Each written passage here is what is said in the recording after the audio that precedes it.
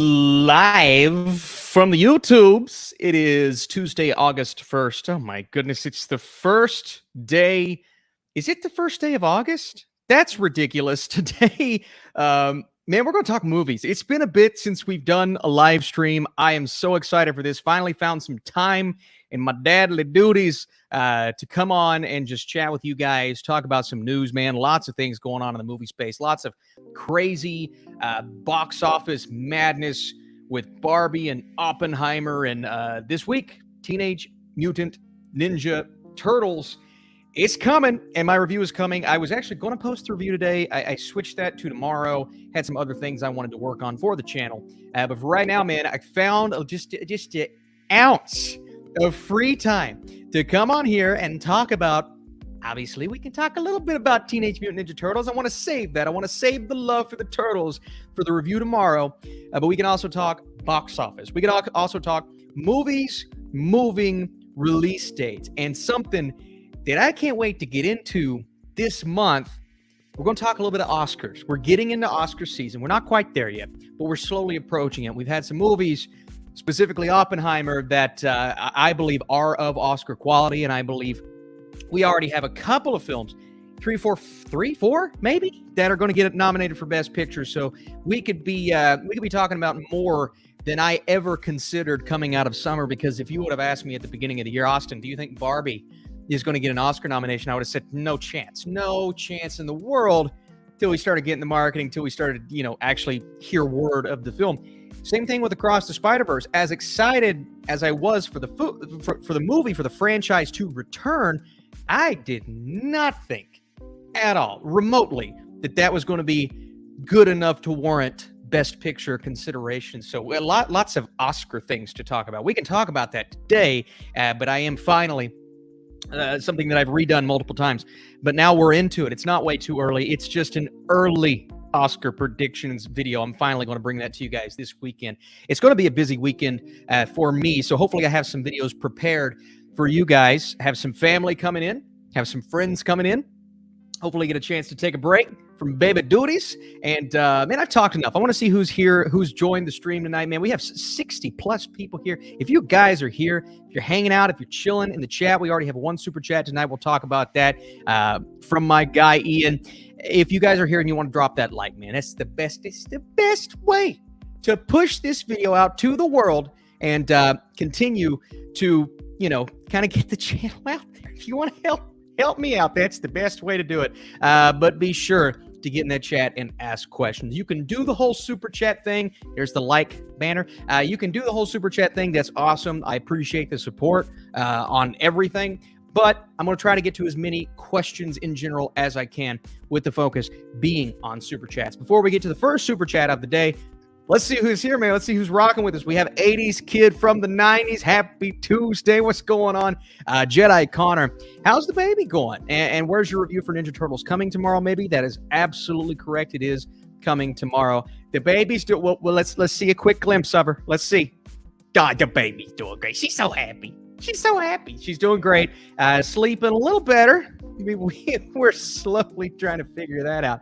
And by her sleeping better, I'm sleeping better. You see how that works? She's sleeping better. I'm sleeping better. So it's getting better. It's still a struggle, but she is worth it. Did you see the face? She is 1,000% worth every ounce of my time. We've got Sarathi predicting a score of 83 for Ninja Turtles. Oh, I cannot reveal that, but it's a good guess. Found your YouTube a little over a year ago. I like how you review indies too. Do you enjoy or have you seen classic foreign films? Ooh, we're talking about Ingmar Bergman. Man, that's I don't want to say it's a deep cut.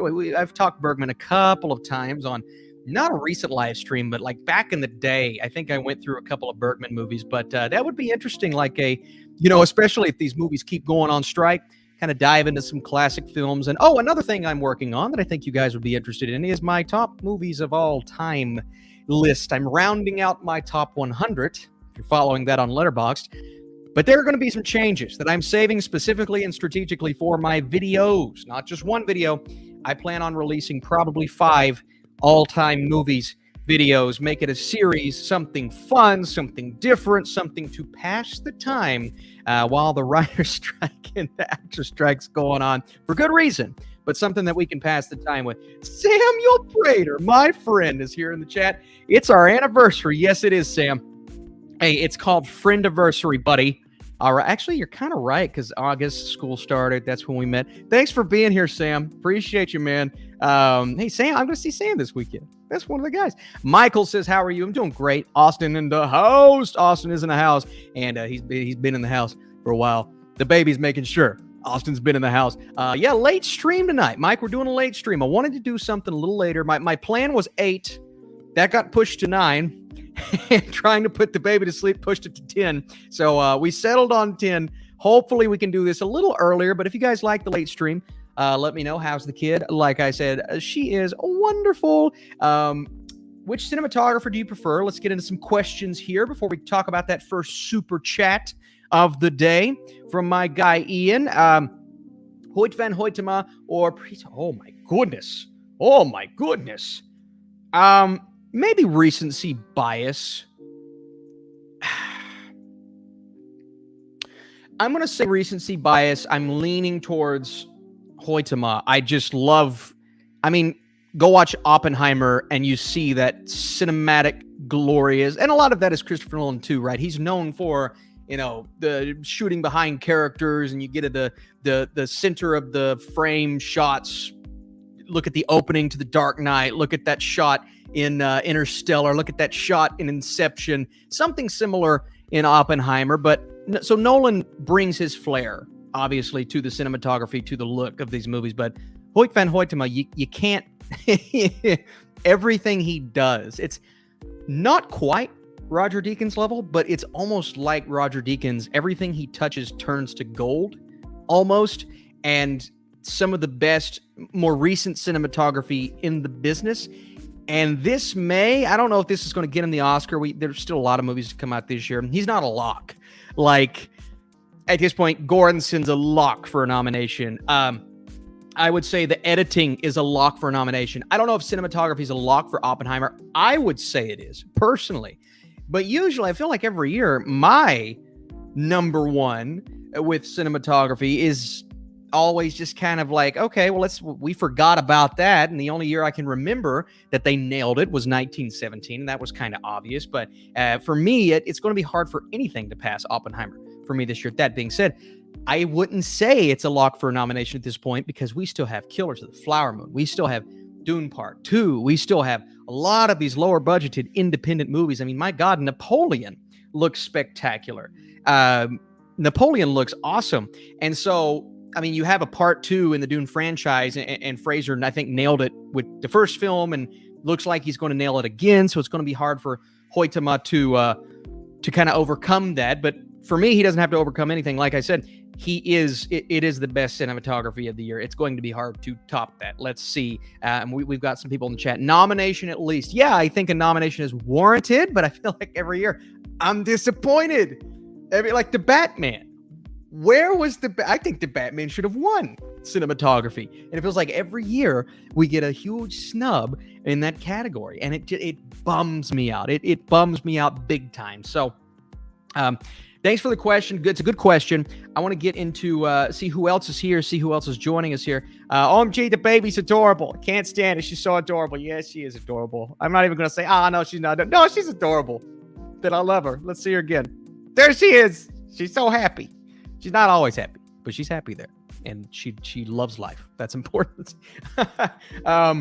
Let's see here. Oh, man, so many good sport, Indian, foreign cinema. Yeah, absolutely. We were talking about that a little bit earlier, but yeah, lots of great. Hopefully there's lots of great independent movies coming out later this year, man. It could be a stacked Oscar race, but it could be a stacked Oscar race with some movies that we're not expecting, that maybe aren't on our radar, and that's cool. I really like that. Who do you think does the better Batman film, Nolan or Reeves? I don't want to say I'm biased towards Nolan because I was astounded by what Reeves was able to do. But I definitely, at this point, I want to say, and sorry for the camera shake there, I want to say it's Christopher Nolan, but boy, oh boy, what Matt Reeves brings to the world of Batman and the tone of Batman and the aesthetic and the atmosphere, I think it feels more like Batman, to be honest with you, than what Nolan brought. But Nolan grounded the character, made it more realistic, and brought his own flair on the character. So, the best film in the franchises right now for me is The Dark Knight, but who knows? The Batman sequel, I mean, the first one was so good. I like The Batman over Batman Begins. So if we keep that trend going, then maybe Batman 2 is as good as The Dark Knight. I don't know. I don't think it's going to be, but maybe. Have you checked out, from Emily, have you checked out the Loki 2 trailer? I did. I really liked it. I know, well, people say Marvel's in a slump. They're not. Oh, I guess they are now. Dang it. They weren't with Guardians. They were with Ant-Man. They weren't with Guardians. Now they are again with Secret Invasion, because if you guys didn't see my YouTube short and my reaction review of the show as a whole and review the finale, and I know it's a short, you don't always see that, wasn't a big fan of the finale and wasn't a big fan of the final 3-ish episodes. I thought it started out pretty strong. It showed promise. It showed a lot with Nick Fury's character and what they could do there. And even episode 3, I'm like, okay, we're on track here to give us something interesting. And they just never delivered. They never delivered on anything interesting beyond Nick Fury's character, who Samuel L. Jackson did a great job. He carried the show. It's just such a disappointment that the show fell flat like it did. It really is. And I'm bummed. I'm bummed with what Marvel's doing right now. I'm bummed with where we are. But again, like Guardians of the Galaxy, I was happy. In Secret Invasion, it was not good. It was bad. So who knows? Maybe Loki 2 will get me back on, and then the Marvels, I'm just not interested in the Marvels either. So it's just like it's a whirlwind of emotions, man. It's a whirlwind. And I know I said I'll get into these super chats. I want to keep seeing who all's here this evening, man. It's a late night. Apologies for the late night. If you guys just joined us, if you want to hit the like button on the stream, man, that is very helpful. And apologies for not giving a warning for this live stream. A little random. Kept having to push the time, but we're here. We're doing it. And if you guys want to support the vid, drop the like, man. That'd be fantastic. And thank you guys for being here at 10:20 p.m. That's crazy. The Batman is true cinema. I agree wholeheartedly. No sleep for another 18 years. Talking about the my beautiful baby girl. Yeah, man. No sleep. Never ever sleep again. And I've accepted that. I've accepted the fact that we ain't sleeping. That's okay. That's fine. Hopefully sleep comes as she gets older and she develops, but that's okay, man. You got to cherish the moments. She's already grown. She's gained weight. She's getting bigger. It's crazy. It's already been over a month. I can't believe that. Where in the world does time go? Kids, if you're young, appreciate life and the time that you have, man, because when you get older, it just flies by. Let's see. Somebody said the word in all caps, Cody. Which Cody do you... Oh, is it Cody Leach? Is it Cody Leach, fellow father to a Riley? Two beautiful Rileys, man. Thanks so much for being here, Cody. Thanks for stopping by, dropping in, man. What movies are you excited to introduce Riley to? Yeah, man. Well, at first, obviously, we got to start with the... I gotta bomb her with my nostalgia, right? So I grew up with Toy Stories. I grew up with the Pixars and the Lion Kings, all of those things, right? So it doesn't matter what she wants to see. It matters what I want to see. So we're going to start there. We're going to start small.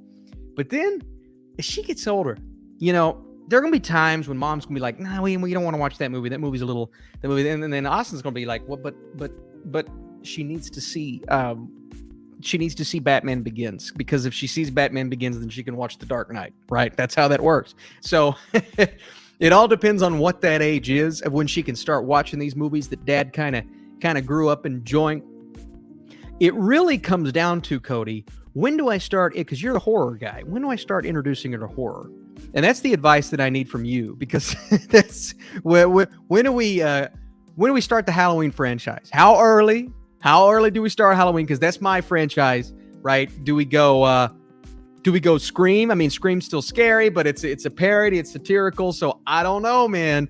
I don't know, but I feel like I'm going to be the one that she comes to and says, Dad, can I do this? And I'm going to give in, because she's just going to open her eyes and I'm just going to give in. Mom may be a little more strict. I know she's listening. She may be a little more strict, but it all depends on, I guess, that level of maturity and how lonely I get watching movies by myself. 4 years old? Let's go see the sequel to Oppenheimer. All right, let's go. I mean, I don't want to go to the movies. Man, I went to Teenage Mutant Ninja Turtles by myself. I felt like, I mean, it's just all these kids and their parents, and then me up in the corner. And I'm like, man, I wish Riley, if she was just 3 years old, 4 years older, she'd be right here with me. So I'm like, I don't want to miss her being super young, but I also want to be like, man, I can't wait till she's 4 years old so I can just take her to the movie theater with me and hopefully teach her manners, because my goodness, and I know, Cody, I've seen some of your tweets. That teen, can I just pause for a second and talk about my experience with Teenage Mutant Ninja Turtles? This was ridiculous. Ridiculous. Parents, not even the kids. I'm not blaming the kids. This is not the fault of the kids. Parents, with their phones, brightness all the way up, scrolling through Dad Brain, Twitter, playing videos. Some guy 2 rows down from me, and I hadn't experienced this. I've seen people complaining about it recently on Twitter, but I'm in Lexington, Kentucky. All right? I'm in Lexington, Kentucky. I go to Cincinnati to see this movie, Teenage Mutant Ninja Turtles. People watching videos, volume all the way down, so no noise. Watching videos. Guy right in front of me, scrolling through Twitter. Parents behind me. Kids are running around, stomping. The parents are doing nothing. I don't know if I have the get off my lawn mentality, but I have never been so just like, and I won't lie. There was a point where 2 adults were talking and I shushed. I was by myself. I said, shh. And I wanted to say more, but I didn't do it. But man, oh man, what is wrong with these people? What is wrong with these people? That being said, can't blame the kids in that situation, because the kids, they're just doing whatever the parents want them to do, whatever the parents let them do. So let's, I'm going to be teaching Riley some respect, and I'm going to take what I teach her and I'm going to implement myself when I'm in the movie theater. Why are you paying $20 to go sit on your phone? Oh my God. There's my rant. Rant's over. What's wrong with people? Jeez. Okay. Hey, we're here. Let's see. Oppenheimer 2, The Rise of Barbie. Yeah. When we get Oppenheimer 2, we're going to be, hopefully she'll be old enough by then. No, Jacoby, I didn't feel like that. Look, I love watching movies by myself. It was more this jealousy of, okay, all these parents, they have their kids, and mine's still, well, I could have taken her. She would have cried the whole way and not known what was going on. I guess I could have taken her, but 4 years from now, I'll be in that situation. It's gonna be so good. I can take her out to screenings with me. It's gonna be so cool. I'll leave my wife at home. See ya. You're not coming with us.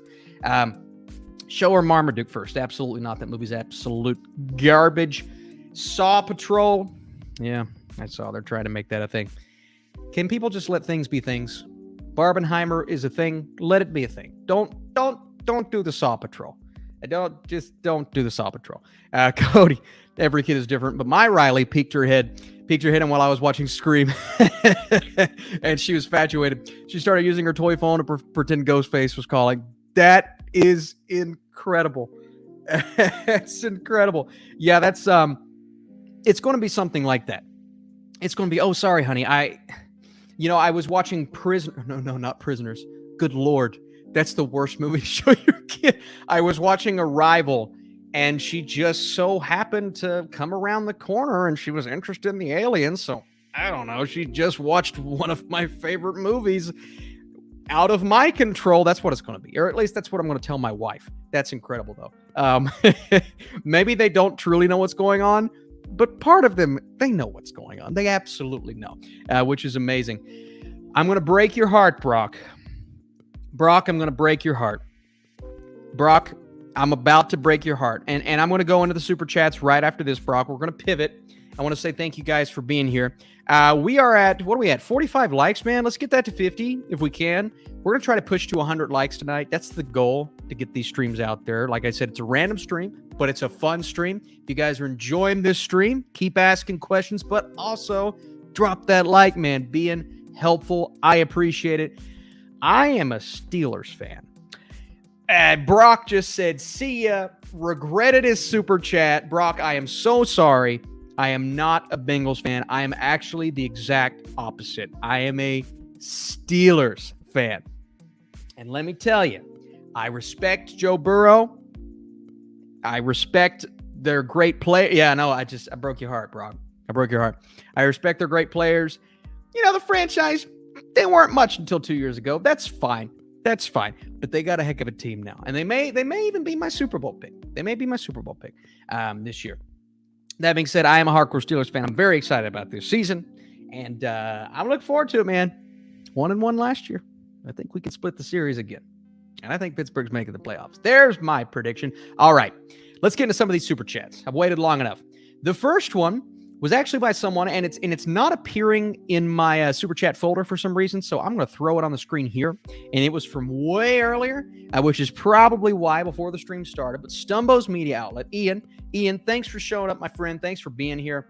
Awesome supporter of the channel. Awesome human being in general, located up in Northern Ohio. So thanks for being here. Loved Oppenheimer, amazing 3 hours. My best film of the year so far. Do you think it will do well at the Oscars? My wife and I are seeing The Meg 2. Hope you were great, my friend. Ian, you're the best. Thanks so much for being here. Yeah, I loved it. I mean, it's my kind of movie. I'm a big history guy if it's done right. I love history. But it has to be done right. It has to be captivating. It has to keep my attention. They kept my attention. I think it went on a little long at the end, but I thoroughly enjoyed myself. I think it's gonna clean up nomination-wise. Now, wins, it's hard to say wins. It's hard to say this early. I got Best Picture, Best Actor, Best Supporting Actor, Best Supporting Actress, Best Cinematography is a hope, but again, my heart's broken every year. I hope so. Best Editing is a lock. Best Score is a lock for a nomination. Man, we could. What else? What else we got? Maybe Costume Design, I think, could be in there. I thought the costumes were great, although I would say Barbie is much more of a lock for Costume Design. What else would you guys say is a lock for Oppenheimer at the Oscars? I mean, we could talk all day. I think it's going to go for 10, 11 nominations, maybe. I mean, we could see quite a bit from this film. Now, wins, that's tough. But as of now, as of August 1st, 2023, it is a Best Picture favorite. So if everything stopped today, if the year ended, it would win Best Picture, in my opinion. But the year's not over. A lot of movies to come out. Maybe a Dune 2. Or Dune 2. Yeah, Dune 2. Maybe a Dune 2. Killers of the Flower Moon is going to impede on Oppenheimer's Oscar chances. But yeah, right now, man, it's looking really good. Really good for Oppenheimer. Let's see here. Ian, you're watching The Meg 2. My plan is to see The Meg 2 on Thursday. You know, I've not heard a daggone thing about this movie. Not a thing. Not a soul in the world is talking about The Meg 2. And that's not good. I've not heard anything about press screenings. I've not heard anything about reactions. I don't know if anybody's seen this movie. I don't know, man. I don't know. So, yeah, I'm going to hold out on my excitement level for The Meg 2, which even a lot of people said that trailer was good. It was fun. It's fine. I didn't care about it. I don't care about this movie. I don't care about this movie. So let's see. Maybe it'll surprise me. Hope it does.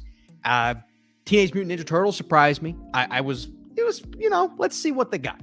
And it surprised me. I had a fun time with it. Good time with it. So maybe The Meg 2 will also surprise me. By the way, if you're here, we are talking about Teenage Mutant Ninja Turtles tomorrow. We're gonna release that review. I can't wait to. Let's see. Next super chat here. Let's take Ian off the screen. Ian, thanks again, my friend Marley. Marley, what's up, Marley? It's been a bit, my friend. Thanks so much for being here.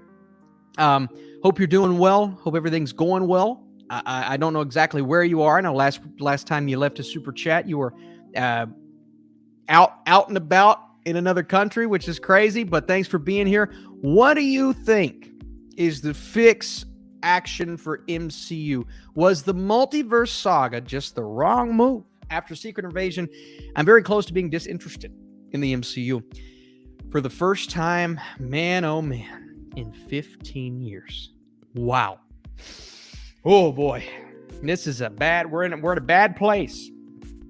I was just looking on Twitter at the you remember the reaction video when Avengers Endgame came out, and of course people recording in the theater, which I don't love, but because they did that, we have history there. We have the excitement that we were all filled with, the joy watching Avengers Endgame in theaters. And now where we are with the MCU, it's just there's not a lot of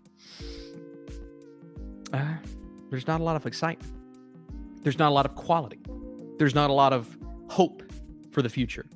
And so, and I'm with you on Secret Invasion. That was a very big part of why I'm so down in the dumps right now, because I was just so disappointed in that finale. But what do you think the fix is, man? For me, I like the fact that they are pushing some of these projects back. I enjoy the idea of, we need to spend more time on visual effects. We need to spend more time on maybe the story. We need to spend more time. And I think Kevin Feige, hopefully, and this is something that I think a lot of people have been pointing out to him, so hopefully he takes this to heart. The best leaders take criticism, and I know he's taking a lot of criticism right now, and make changes. They act on what seems to be an overwhelming amount of criticism regarding visual effects, writing, and not having a goal, not having an end game, there you go, in mind for what is clearly a bunch of setup. That's what we're getting. And Guardians 3, for me, was the best of the best recently from Marvel, because it wasn't playing setup. It wasn't trying to build towards something. It was its own thing. It was an ending to its own corner of the universe, but it was also its own thing, and it was beautifully done in that way. But Secret Invasion, for me, the best part of the show was at the end, when they set up all this really cool stuff that came from what we got in the show. Where's that? Where's that? I want to see that show. Why didn't we get that with this series? And that was disappointing. Big time. And so if they allow their writers, and obviously not right now, but if they allow their writers and visual effects artists to just take their time and they think these things out, and now the person, I don't know, whoever did Secret Invasion's coming out and saying, well, people were mad and blah, blah, blah, and all this. And it's like, I understand you want to defend your work. That's great. But it's kind of like, why did we make these decisions if you felt like you had to sit and defend them because you knew people were going to get mad? Why were these decisions made? Why is there no finality to Rhodey's character right now? As in, when did he become, and I guess, I don't want to spoil anything if you haven't seen it because it is fairly recent, but when did that happen with his character? There's just so many things that don't line up and they don't make sense, and they take away from Endgame and they take away from previous projects. So yeah, they're kind of in a rut right now. Let's hope Loki season 2 fixes that, and let's hope they kind of take time with some of these projects in the future. They may be forced to take some time because of the writer's strike and the Screen Actors Guild strike. That may force their hand. Say, hey, let's sit, wait it out, and see if we can come up with some better content once everybody comes back in. We'll see. We'll see. I went on a tangent there. Marley, thanks for the question. Good question, Marley. Thank you so much. Mike, MCU Multiverse Battle Royale. Oh boy, Mike. Here we go. Venomized Groot, Zombie Spider-Man, Alligator Loki. Okay, Mike. Hint water. Passion orange guava. When I went to Hawaii last year, I became re-obsessed with guava. And now I get guava everything. Have you ever had a fresh guava? It's delicious. Okay, what was the question? Venomized Groot. Zombie Spider-Man, Alligator Loki. Okay, Alligator Loki, you're out. You're not winning this. Sorry. But you just walk around. Is it alligator or crocodile? I feel like it was crocodile, Loki. I don't know. You just kind of walk around. You can't do. I mean, you got Loki powers, but at the same time, you're an alligator. You don't know what you're doing. You're unaware of the world around you. Okay. Venomized Groot, Zombie Spider-Man. I don't know how. Zombie Spider-Man's cool. Don't get me wrong. I don't know how Zombie Spider-Man wins this fight. Venomized Groot, first of all, is Groot, right? Groot can beat a lot of heroes in the MCU, heroes, villains, characters. But then you got the Venom powers on top of Groot. I don't see how a lot of characters, not just zombie Spider-Man, I don't see how a lot of the Avengers are going to win that battle. It feels like an impossible task. So, yeah, I'm going to Venomized Groot fairly easily over zombie Spider-Man and Alligator Loki. To me, it doesn't even seem like it's going to be a competition. Yeah, see, I had to walk myself through that. It's a good question. Man. Yeah, I'm going to go Venomized Groot fairly easy. And there's actually a Venomized Groot pop figure, I believe. Or was it a Venomized Rocket? I think it was Venomized Groot. Super cool. Almost bought it one day, but it was going for like $25. Didn't want to spend that money. Didn't want my wife to divorce me. So I didn't do it. Guava is good. Yes, it is. You ever had fresh guava? Have you? It's good. It's delicious. Watermelon hint water is the best. Hater of the babe. You are speaking the truth. Watermelon hint water is my favorite. That and pineapple. Good choice. All right. Next super chat. Dog lover. And I really hope you mean you just love dogs. That's it. That's to the extent. And we cut it off there. You know, you love dogs. Are you a dog lover? Not a dog's lover.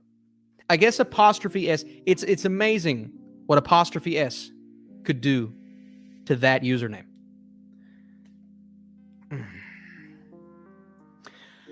And the question, would you like to see Freddy versus Jason versus Ash movie?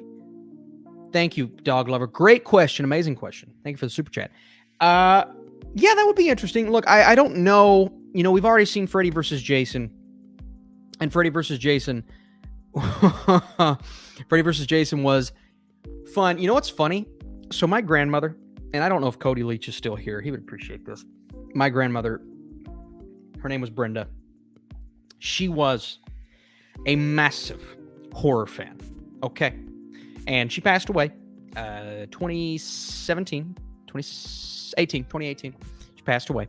Okay. She was the biggest horror fan I knew. She actually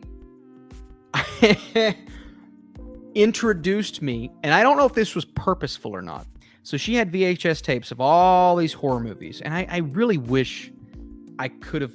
I don't know if they kept these. They're somewhere. They exist. Maybe they got rid of them. They sold her house. All of those things. Man, this is making me sad. She had a huge box of VHS tapes. One of those VHS tapes was Freddy vs. Jason. I watched that movie when I was like 8, 9. I saw nudity. I saw gore. I saw the scene where they're in the water, and I'm pretty sure somebody's naked in the water, and I'm an 8-year-old going, and my mom and dad, they're like, they don't want me to watch that. They don't know I'm watching this, but I'm watching. I'm like, Grandma, what are we doing? And she's like, oh, it's fine, honey. And she actually talked like this. It's fine, honey. Oh, it's fine. It's one of the better horror movies. She loved it. Now, is Freddy vs. Jason a great movie? No.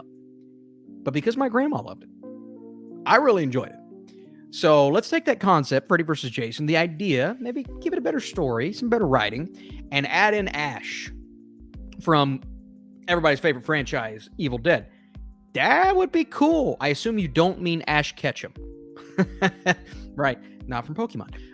That would be cool, man. And to treat it kind of like doing everything from Ash's perspective, I think would be the way to go.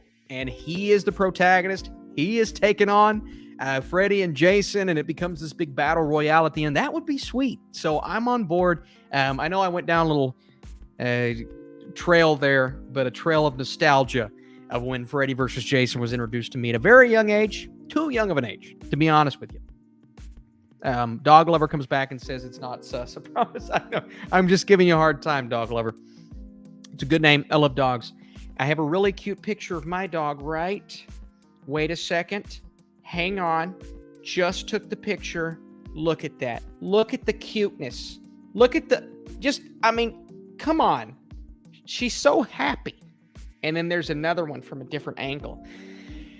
I'm sorry. I don't want to be that guy that shows baby pictures and dog pictures all the time, but I think I'm slowly turning into it. Ash with the top 6 Pokemon lineup. Yeah, I didn't know. It could have been Ash Ketchum, but I assume you meant Ash versus the Evil Dead Ash versus Freddy versus Jason, man. Yeah, baby. That would be sweet. I would love to see that. Next super chat from Brock, who's the Bengals fan. Brock, I'm so sorry I broke your heart. Didn't mean to break your heart. I apologize. So wholesome. Your grandma sounds awesome. She was awesome, Mike. I'll get back to super chat here in a second. She was amazing. She loved horror movies. She also loved the original Spider-Man trilogy. I showed her the first two Spider-Man with Tobey Maguire. I don't know if she fully comprehended the scope of what that movie meant to me as a kid, but she enjoyed it. She liked the romance between Tobey and between Peter and Mary Jane, and she eventually got around to the third one. She was a little disappointed in the third one, as a lot of us were, but as a movie connoisseur, she had her criticisms. I respected that, and I grew to kind of understand her criticisms as I got older. Hey, my cousin Joseph! Did somebody say nostalgia? Hey, man, just as well as I do how awesome our mama was. Yeah, man.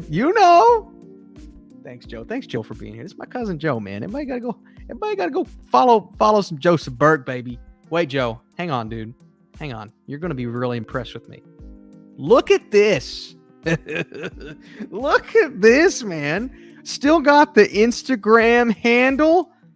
Still got the Instagram graphic from my cousin Joseph Burkhart, baby. Go give him a follow on Instagram, man. Incredible artwork, incredible human being. But yeah, talking about, yeah, look at that, baby. Look at that. I got you, man. I got you hooked up. She loved the movie Christine. Yes, Joe. Dude, there were so many. She was obsessed with The Young and the Restless. The soap opera on was it NBC? I believe Young and the Restless. She loved Young and the Restless. Days of Our Lives, all those things, man. She was big on the soaps. She loves the soaps. She really does. Feeling slightly frisky with that one. You should. That should make you feel frisky. I think it made me feel frisky when I put the graphic up. When do you think Beyond the Spider-Verse will come out? Being taken off Sony's release date. Love the vids, inspired me to start my own. Brock, even though you're a Bengals fan, okay? Even though. Listen, I think you should start a channel, absolutely. I believe you already got a pretty cool little graphic there as your profile picture, so that's a heck of a start. I like that. I was looking at that earlier. I'm like, does this person have a YouTube channel? But Brock, you asked a good question. When do you think Beyond the Spider-Verse is coming out? Look. Love Hintwater. Listen, it's not good. And here's why it's not good. All of the behind-the-scenes drama with the animators, that was a thing. It was a big thing. And it was something that was already a big deal before the strikes were happening, okay? So now you got the writer's strike, now you got the Screen Actors Guild strike. The Screen Actors Guild strike prevents the voice actors from actually recording their lines. And apparently, they've not recorded their lines.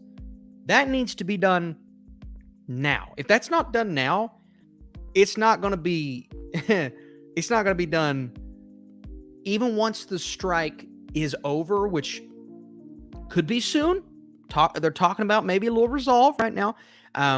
But it could also be months from now. It could be months from now. And that's not saying, oh, well, once they get that done, then the movie's about done, right? No, that is the voice acting combined with the animators continuing to work on the movie, combined with maybe they even need to do some rewrites. Well, you got the writer's strike. You can't do rewrites with the writer's strike. I don't know how that works for animation specifically, but I think that's right.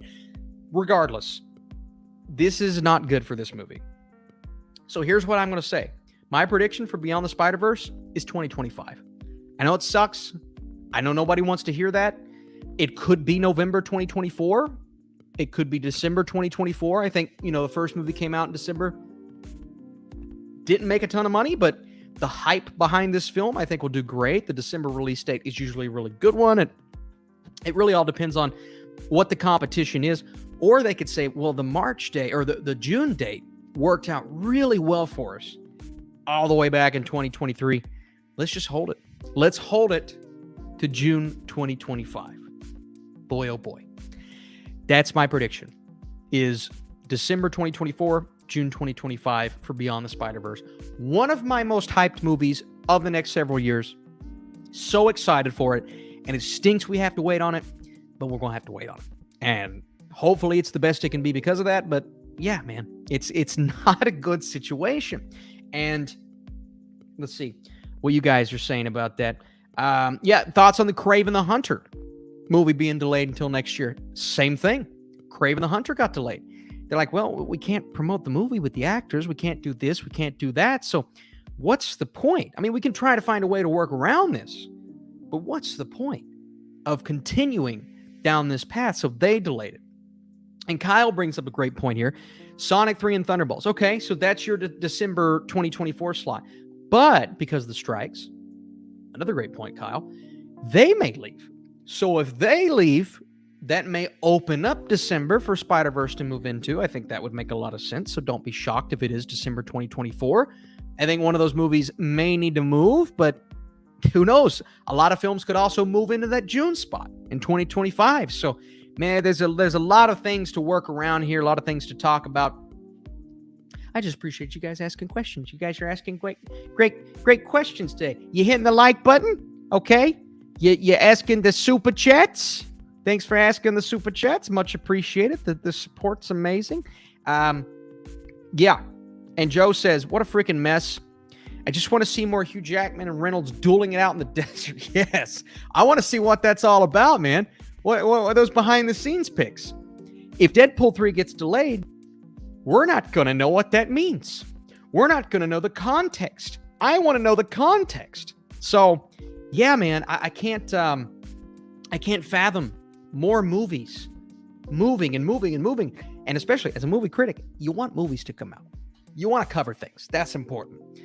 I don't want to see the Gran Turismo, whatever it is. I don't want to see that trailer another 5 times in the theaters because I've seen it every movie.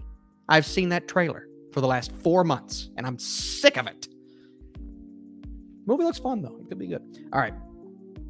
Driveway Dolls is delayed for February. Craven is probably going to suck. I hope not. Maybe. There's an untitled Karate Kid for December 13th, 2024. Interesting. And is that Sony, Kyle? I believe that's Sony. So there you go. That one could be pushed. Spider-Verse could take that spot. I mean, okay, there we go. Marley, thanks for the question earlier, my friend. Saw Talk to Me tonight out here in London. It was great seeing such a fresh horror film that actually frightened me at times. Yeah, Marley, I agree. Definitely frightened me. Not the scariest movie I've seen in the last several years, but maybe the most frightening movie I've seen in the last several years. And that's a distinction that I want to make sure people know is don't go to see Talk to Me for the jump scares. Go to it to be haunted and to have that feeling walking out of the theater like you just watched something that's going to creep you out. All right? Gran Turismo is going to come out later this month, so that should solve that problem. I hope so. I'm so sick of that trailer. But they did move it, though. They moved it 2 weeks because they want to promote it in a different way, which is interesting. I'm curious to see if other studios decide to go that route. So we'll see. Ghostbusters Afterlife sequel was delayed from December 2023 to March 2024. Okay. Well, there's a Sony delay right there because that's a Sony film. Interesting.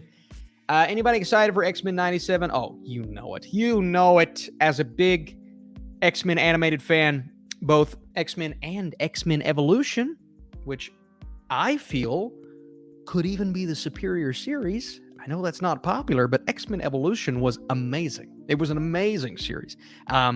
X-Men 97, very excited for it. Can't wait to see what they do. Will you see Cobweb?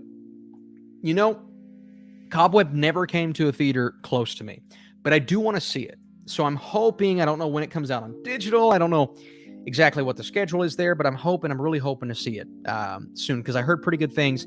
Saw, who did I see talking about? Cody. Cody was here earlier. Cody Leach. I saw him talking about it. Said some good things. Some critics that I respect. So, yeah, I want to see it, man. I hate the release strategy, though. What is that all about? Why is it not in the market? And I'm talking not even Cincinnati. Like, not even within an hour and a half drive from where I'm at. Come on. What are we doing here? I might be seeing Cobweb tomorrow. Let me know what you think. I'm curious. Whose director do you feel let their ego get the best of them to the point to where it would affect their work? Easy answer would be Shyamalan, but honestly, Nolan was getting there for me until Oppenheimer. I could see the thoughts on Nolan. I could see that with Tenet.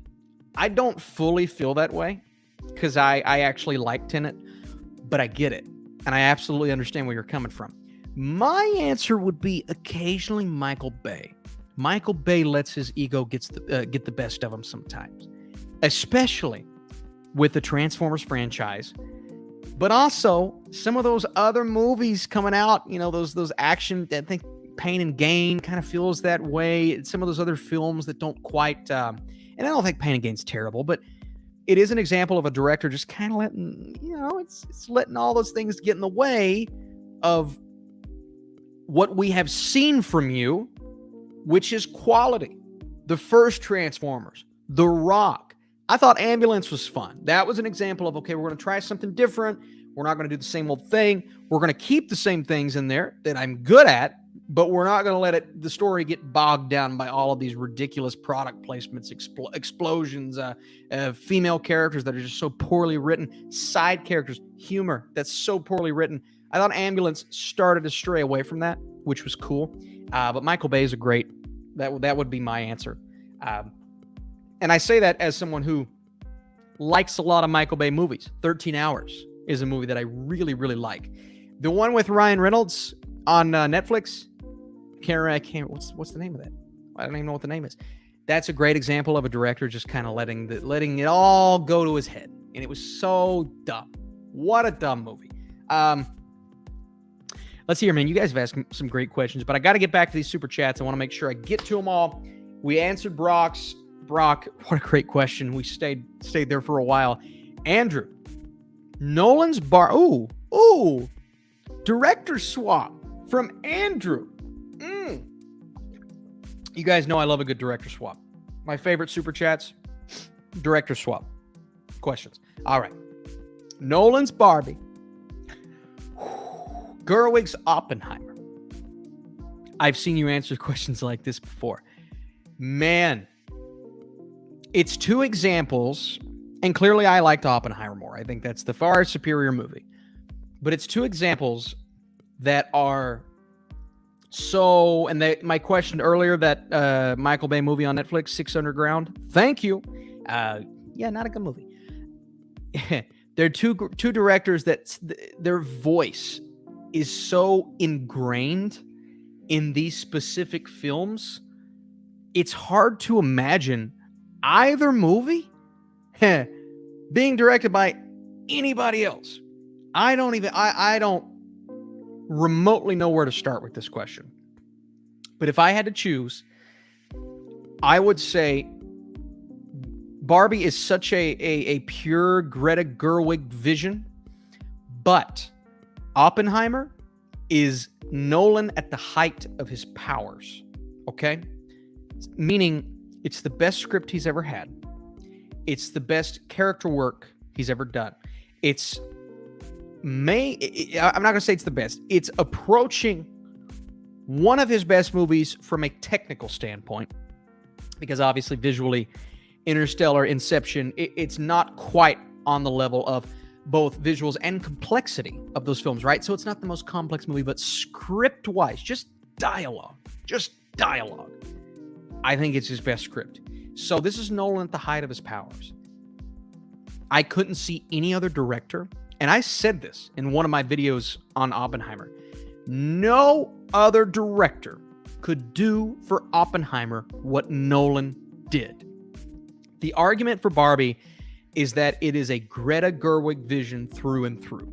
The look, the feel, the humor, the touch, the style, the characters, it is pure Greta Gerwig. But to accomplish what Nolan accomplished with Oppenheimer, I don't see a director doing that any better. Nobody. I don't see that story being told better on screen by anybody. Okay, that tried to make it a movie. I'm sure people could make it into a limited series. I could see it being a good limited series. But as a movie, no. My answer, because of those things, is Nolan's Barbie. Okay? I don't know what he would do with it, I don't know what he'd do with it. So I don't want to see Nolan's Barbie, but I do not want to see Gerwig's Oppenheimer. Okay, so because I so angrily don't want to see Gerwig's Oppenheimer because nobody could do that better, I'll take Nolan's Barbie. Let's see what he does. Okay, it's going to be dark. Batman's going to be in there, probably. I don't know. Cillian Murphy's going to be Ken. It's going to be the best Ken of all time. Marion Cotillard's going to be Barbie, and she's going to have the worst death scene you've ever seen. Look at me talking smack. I love Nolan. I think Gerwig's Oppenheimer. That's fair. But again, I don't want to see anybody touch Oppenheimer with a 10-foot pole ever. Don't ever touch that again. Don't do a sequel. Oppenheimer.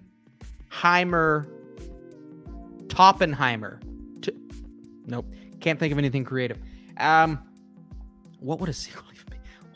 Why would they do that? No, don't do that. That was a joke, but don't even think about that. What would we ever do? Josh Peck? Oh, Megan. Megan comes in. Yes. And Josh Peck is trying to hit the button, and then Megan, she pulls the thing, and he goes, Megan. I think that's a meme. I'm pretty sure I just stole that as a meme. What's your thoughts on this year's TIFF lineup? You know, Esteban, I need to go look. At this year's TIFF lineup. I am really interested, though. I have been paying attention to the New York Film Festival. I love the fact that they got and seeing Driver in the Ferrari pictures. It just gets me so excited. I love the fact that they got the latest Michael Mann film. I think it's just called Ferrari. It looks great. Let's see here. 2023 TIFF lineup. Okay, so they have Next Goal Wins. Interesting.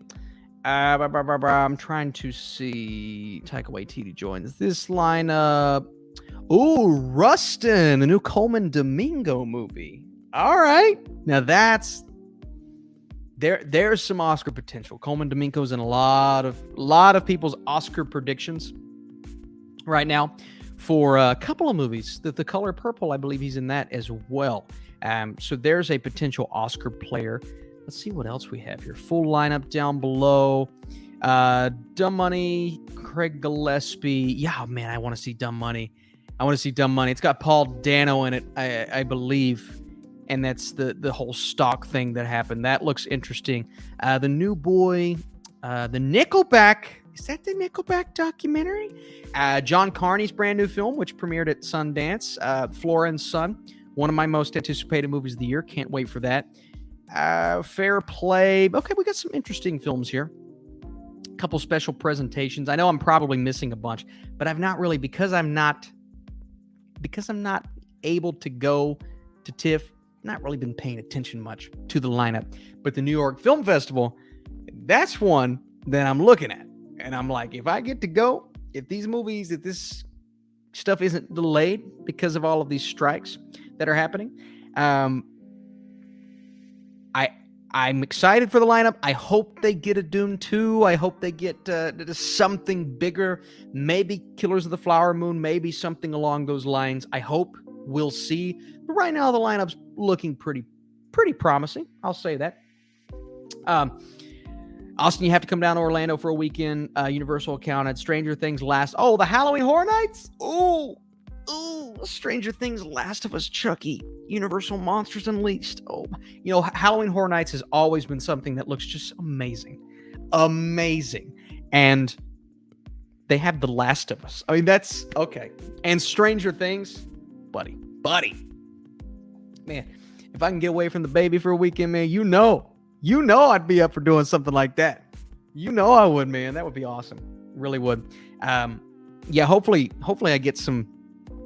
Once she gets a little older, I'm hoping New York Film Festival possibility, and my wife is amazing when it comes to taking care of the baby when I'm not there, man. I'm going to screenings. She's super mom.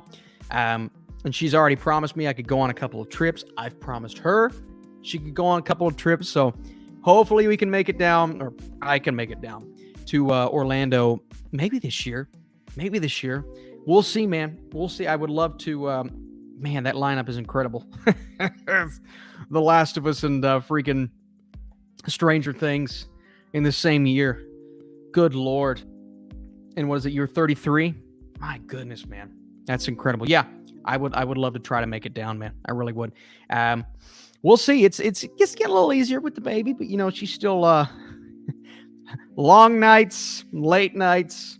What's the song? It's a lot. Inside Out is a great father-daughter watch from Jack. Jack, thank you for the super chat. That's a great movie, man. It's a great recommendation. Inside Out is a special film. Beautiful Pixar movie. I think there is so much to that movie that I would love to show my daughter down the line. And it's one that she can watch when she's a little younger, too. I think any Pixar film, any of the quality Disney movies, and there's some adult things in the Disney movies, it's fine. But a young girl, a young baby that age, 2, 3 years old, they won't fully know what's going on. But Inside Out, great father-daughter watch. I think you nailed it. I think that would be an amazing father-daughter watch. I think that'd be an amazing family watch in general, Jack. So thank you for the recommendation. Definitely one on the list to show her. It's a lot of Pixar films. Okay, it's a lot of Pixar films. Then maybe we start opening it up to like a SpiderVerse or something like that down the line. Thoughts on how Elemental is doing at the box office, Damon? Heck of a question. Damon. Thanks for the super chat. If you guys haven't looked, Elemental is not only doing pretty well at the box office, it has steadily overtaken pretty much every movie that's come out after it. Obviously not Oppenheimer and Barbie. But the drops are insanely low. The domestic box office is insanely good, but for where it started with such a low opening. But really internationally, you know what? I think this is a good time. Let's go look. We got everybody here. Let's go check out the box office and see how Elemental is doing. I think this would be a fun thing to do. Let me share my screen with you guys. Share screen. Not my screen. I want to share. Yes. We're going to share this screen because I want you all to see this. Yes. Twilight. What are we doing with Twilight? All right. Let's check it out. So we have, here is our, Barbie. God, 15 million. Oh, it's already, it's third Monday, or right, second Monday, third Monday. We're in its third week. That's crazy. But let's take a look at Elemental. And yeah, it's fallen out of the top 5. Another 39% drop. Good Lord. But look at this box office, man. With such a low opening weekend at $29 million, the drops for Elemental, 37% drop, 34% drop, 17% drop, 9% drop, 37-39. But not only that, consistently during the week, it's been making great money to the point to where it's racked up $145 million domestically, $250 international. It has passed into the SpiderVerse for box office, so it did better than the first SpiderVerse, and it's almost at 400 worldwide. That's just for a little bit. Let's go see what Mission Impossible's at. Dead Reckoning, and it's done very well internationally, okay? 140 domestic. And it'll pass that, right? 140 for Mission Impossible, 145 for for Elemental. But look at how Elemental started. Mission Impossible's opening weekend was, I think, $67 million. Elemental's was $29 million. That's incredible. And so that shows how big and we'll talk about that here in a second. That shows how big the drop-off was for Mission Impossible, how horrible of a release date they chose for this movie. Why would you release it right before Barbie and Oppenheimer? And maybe a year ago, it was like, okay, Barbie and Oppenheimer. What's Barbie going to be? It could be terrible. What's Oh, it's a Nolan movie. Well, that should have been Exhibit A right there. Nolan taking all the IMAX screens. What are we doing? Why are we not moving at that point? Okay, then. You get the Barbie trailer. The Barbie trailer comes out. the craze, the world's going nuts for Barbie.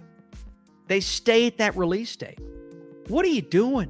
Why aren't you moving this film? This is a horrible, horrible decision. And we're talking Mission Impossible, not Elemental. For Mission Impossible to stay where they stayed, opening right before Barbie and Oppenheimer. A horrible decision. So, you know, I loved the movie. Mission Impossible 7 is one of my favorite movies of the year. But I thought they made a terrible decision on when to open it. It's doing well internationally, and it'll probably get like 600 million total because of those international numbers, and domestically it'll make a little bit more. But the fact that Elemental is close to it after such a low opening weekend, it has stuck around. People keep going back, taking their families, taking their kids. It's an original film. There's a lot of good things to say about Elemental. I liked it, didn't love it. It was good, not great. But it's impressive that Pixar is lingering at the box office like that. And to be honest with you, man, oh God, here we go. Let's talk seriously. We already know that woke culture has invaded animated movies. Are you going to show them to your daughter? Dude, let's not. I will show my daughter whatever I want to, all right? I will show her whatever I want. Let's not talk about woke culture and animated movies right now. Let's stay positive. Let's stay positive, man. And whatever I decide to show my daughter, I will show her. Or keep her from. It's my decision. And you will have no influence on that decision. Capiche? All right. But I do feel bad for Mission Impossible.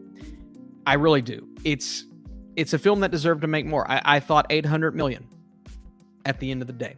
And it may get 600 total. It may get 600. That's tough.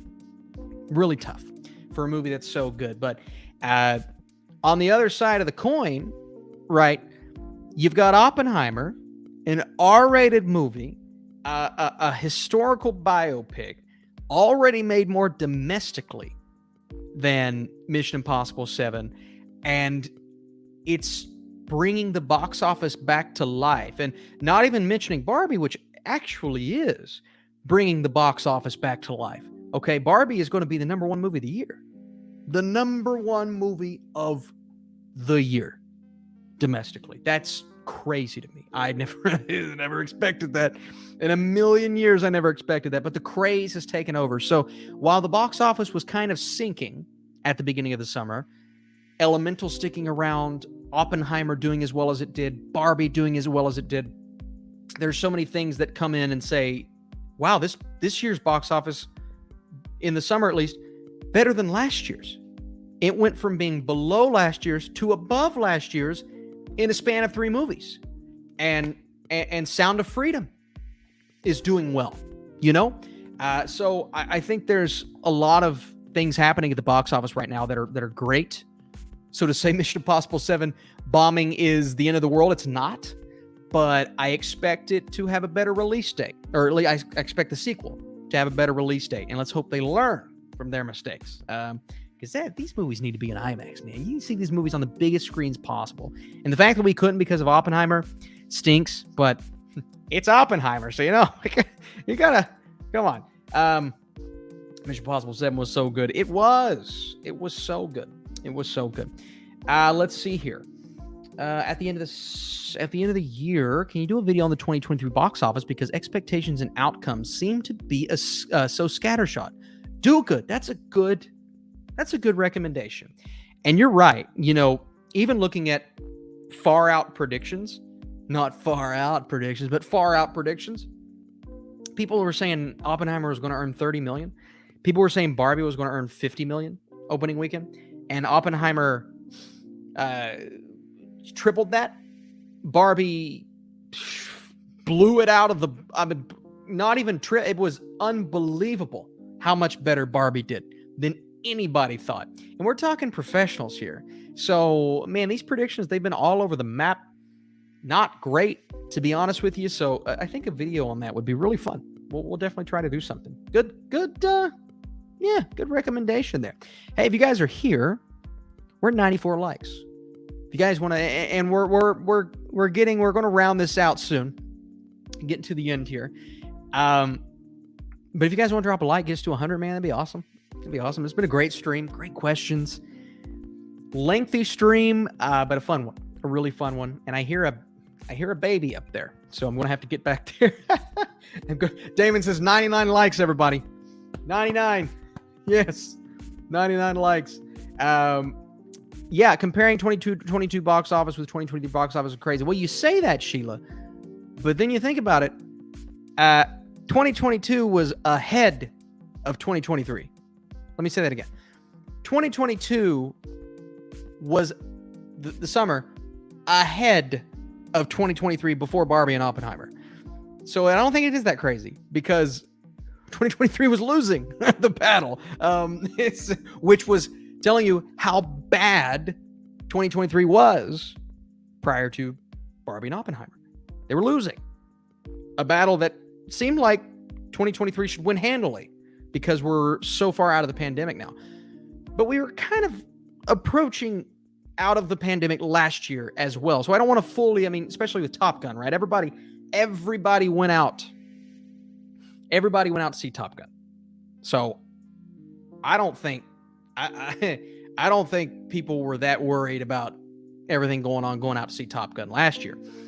But yeah, even with all that, 2023 was struggling big time. But Elemental sticking around, Barbie, Oppenheimer, Guardians did well, SpiderVerse did well, but got a lot of other movies, man, this year that have just not good. And they're obvious, but most recently, Transformers. I hate to put Mission Impossible in that category. It's not a bomb because it's doing well internationally, but domestically, it's a huge disappointment. A massive disappointment. Shazam, The Flash, Ant-Man and the Wasp, Quantumania. What's happening? What is happening at the box office right now? So we were in the dumps big time before Barbie and Oppenheimer. They brought us out of the slump, and it's doing a lot better now, which is great, and I love to see it. The theatrical experience must be maintained. It must. For what I do to continue like it does. Transformers doubled its production budget, which is about what Mission Impossible is doing. Yeah, but you got to factor in marketing. You got to factor in all of these other things to where, Transformers, it didn't do terribly, but we expect more from these movies. We really do. And Transformers is already on streaming. Already. I just saw it on whatever it is, Paramount Plus, Peacock. There are a lot of them. So that's not good. And I also think releasing these movies on streaming is what are we doing here too? That's the same darn decision that they did last year with these films, and they're releasing them on streaming so early. The Flash did exactly what we expected it to do. I didn't expect it to do bad. I knew it would do bad. I did not expect it to do that bad. The Flash did not just bomb. It was a catastrophe at the box office. One of the biggest Warner Brothers failures, box office wise, of all time. So I did not expect that at all out of that film. The Ezra Miller thing, I knew people would struggle to go out and see it because of that. I knew people would struggle because the universe being reset, yada, yada, yada. I did not expect one of the worst box office performances of all time for Warner Brothers. That was on another level. Keep Watch Burn, Social Network, Air BlackBerry. Ooh! By default, even though BlackBerry was a great film, it's in my top 10 of the year, a great movie, I am going to burn it because I do love the other two more. But yeah, Social Network, I'm going to keep it. Air, I'm going to wash it. I'm going to wash it. I'm going to watch it. BlackBerry, I'm going to burn it. That stinks. Why'd you make me do that? That was that was really good. Yeah, Top Gun Maverick was released on streaming in December. Exactly. Waited. When did that movie release? My God. March, May, something like that. June, July, August, September, October, November, December. Had a huge run. They allowed it to breathe. They said, we're going to keep you in theater. Well, obviously it did so well to where it stayed in theaters, but they kept it away from streaming because they didn't give people incentive to wait. They said, you got to watch this in the theater, and there's no Peacock release date a month down the road. There's no Disney Plus release date in a month. No. Yeah, see, May.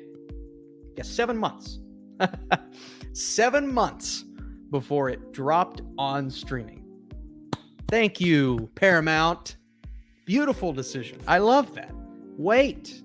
Don't drop it that soon. I think for some movies, it's great. I think for some movies, it's the right decision. But for big tentpole films like that we expect to do well and breathe and live at the box office, I even thought Across the SpiderVerse came out on VOD way too early. Way too early.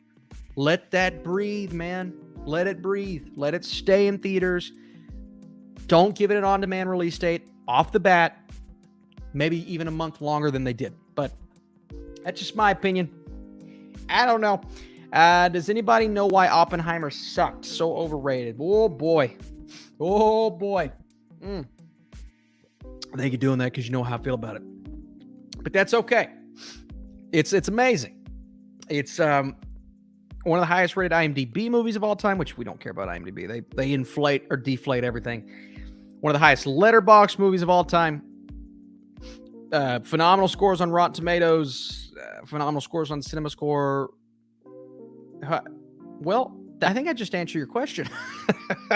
How is it doing good? Because everyone loved it. So, I mean, I think that's I think I just answered your question. It's okay, Louis. I know you didn't love it. That's fine. That's absolutely okay. Not everyone had to love it. And I'm sure not everyone does love it. But if you're asking how it's doing well received, great reviews, great reaction, great audience response. Yeah, I mean, that's not a hard answer. Just spelled it out in about 5 words. That's how it's doing so good. Thoughts on the Holdovers, man. I liked that trailer. Gave me like classic, almost like an 80s coming of age story vibe, like a really good, the heck am I looking at outside? Really good classic. And Paul Giamatti, man, that performance looks awesome. I think we could see an Oscar. Now, part of me is like, that was a very Oscar baity trailer. So maybe it's going to be an Oscar baity movie. I hope not. And sometimes those come out and they fail. But this looks special. It looks really special. It looks heartfelt. Beautiful performance incoming. I can tell you right now, it's going to be a beautiful performance. So I can't wait for that, to be honest with you. Both Barbie and Oppenheimer are masterpieces. Facts. Love it. Love the optimism. I can't call Barbie a masterpiece. I didn't like it that much, but I thought it was really good. Oppenheimer, maybe? I don't know. It's hard to throw around the word masterpiece after just, I got to watch a movie 4 or 5 times before I can throw around that word. That's how my mind operates. And with the baby, it's hard to go watch a movie 4 or 5 times, but we're going to get there. Okay, give me time. A lot of dialogue in history, way too long. That's fair. Hey, listen, Louis, those are fair criticisms. I'm not knocking you, but love the dialogue. I mean, but here's the thing, Louis, a lot of dialogue in history. What did you expect Oppenheimer to be? It's not an action movie. It's a historical biopic that revolves around dialogue. So there's going to be a lot of dialogue in history. Now, the way too long criticism, that's a valid criticism. It is a little lengthy. I think the final 30 minutes, a little up and down.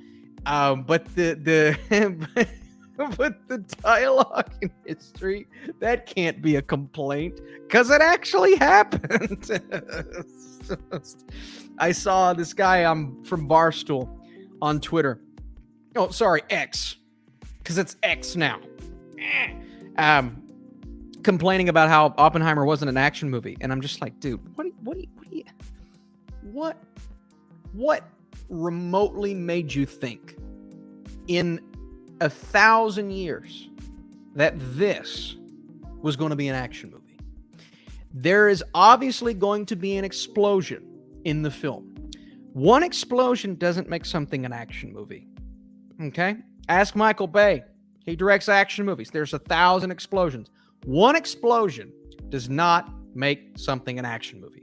So why did people think this was going to be an action movie? I don't understand that. Like, my mind can't comprehend why people thought this was going to be an action movie. It's a historical freaking biopic. Okay. All right. I'm done. 100 likes. We did it, everybody. We did. Oh, we're back to 99. Daggone it. Somebody did that on purpose. Hey, thank you guys for being here, man. Seriously. Thanks for being here. Thanks for asking questions, man. Good or bad, it's okay. Thanks for asking questions. Seriously, all the super chats, man. You guys supporting the channel, it really does mean the world to me. This is what I do. This is what I love doing. Your support's awesome. So thanks to all the super chats today. And I think we have one more. Yes, we do have one more from Jared. Jared, I'll get to that here in a second. But thanks for that. And thank you for dropping the likes, man. It means a lot. It really does. Just to follow up with Louis. Also, they didn't show the real explosion. They showed the test one. That's not a letdown for anyone. It's not for... So, after thinking about it, Louis, I think it was the right decision. Because the film, it's a movie through Oppenheimer's perspective. Oppenheimer did not have a perspective of the actual bomb drop. And so, well, he did, and we saw it. Right? So, what he experienced with the bomb dropping is what we saw. And so I wasn't disappointed in that at all. And to me, the scene of Oppie in the gym with the celebrations and the cheering and the stomping and that had the impact that I think a lot of people will expect the bomb drop scene to have that they didn't inevitably do. That had that impact for me. The scene in the gym is one of the greatest scenes I've ever seen in a movie. Ever. That's maybe Nolan's best work is that scene. But again, it's because, it's because it is from his perspective. He did not experience that. Therefore, we did not experience that. And that makes sense. And I think that's the right decision. I think that's how you need to do it. Stay true to what the story is. Somebody said, clearly Oppenheimer was fighting Nazis on his own with cameos of Einstein and Tony Stark helping him fight Nazis. Listen, that's fine. Okay. That's another movie for another day. Michael Bay, there's your movie. You make that movie. Let Nolan direct this movie. 2 different films. Let's see. Are you going to watch the red, white, and royal blue movie? What is that? I don't know what that is. Maybe I missed out on that, Leo. I'll have to look up a trailer for that. The A-bomb should have been a flash Blu-ray. Amazing. Let's see. Thoughts on Secret Invasion? Did you like it? I liked it until about the 4th episode. Then I got bored, and then I was so disappointed in the finale. So no, I did not like Secret Invasion as a whole. It's an adaptation of the book through Oppenheimer's eyes. Michael Bay glorifies explosions. Nolan makes it scary. Go, beautiful point. Beautiful point. Yeah, that's a great way to put it. Let's see. There's a knock against Oppenheimer. Maybe the I am become death, destroyer of worlds line was awkwardly shoved in. Also, Nolan ain't the best at writing women if we're looking at his filmography. That's fair, G. Kobe P. I don't feel that way about Emily Blunt's character. Maybe about Florence Pugh's character. I think she was a little underwritten. There's something that she's dealing with that is never properly explored in the film. And again, it's through Oppenheimer's perspective. I've not read the book, so I can't speak to exactly what he's putting in there that was supposed to be in there or wasn't supposed to be in there, all of those things. So maybe it was the right amount based on the source material, but maybe it wasn't enough. And to me, it didn't feel like enough. So I'm with you on Florence Pugh's character. But I thought Emily Blunt's character was great. I really did. She got an amazing moment, a couple amazing moments at the end. Enough to warrant an Oscar nomination, in my opinion. Let's see.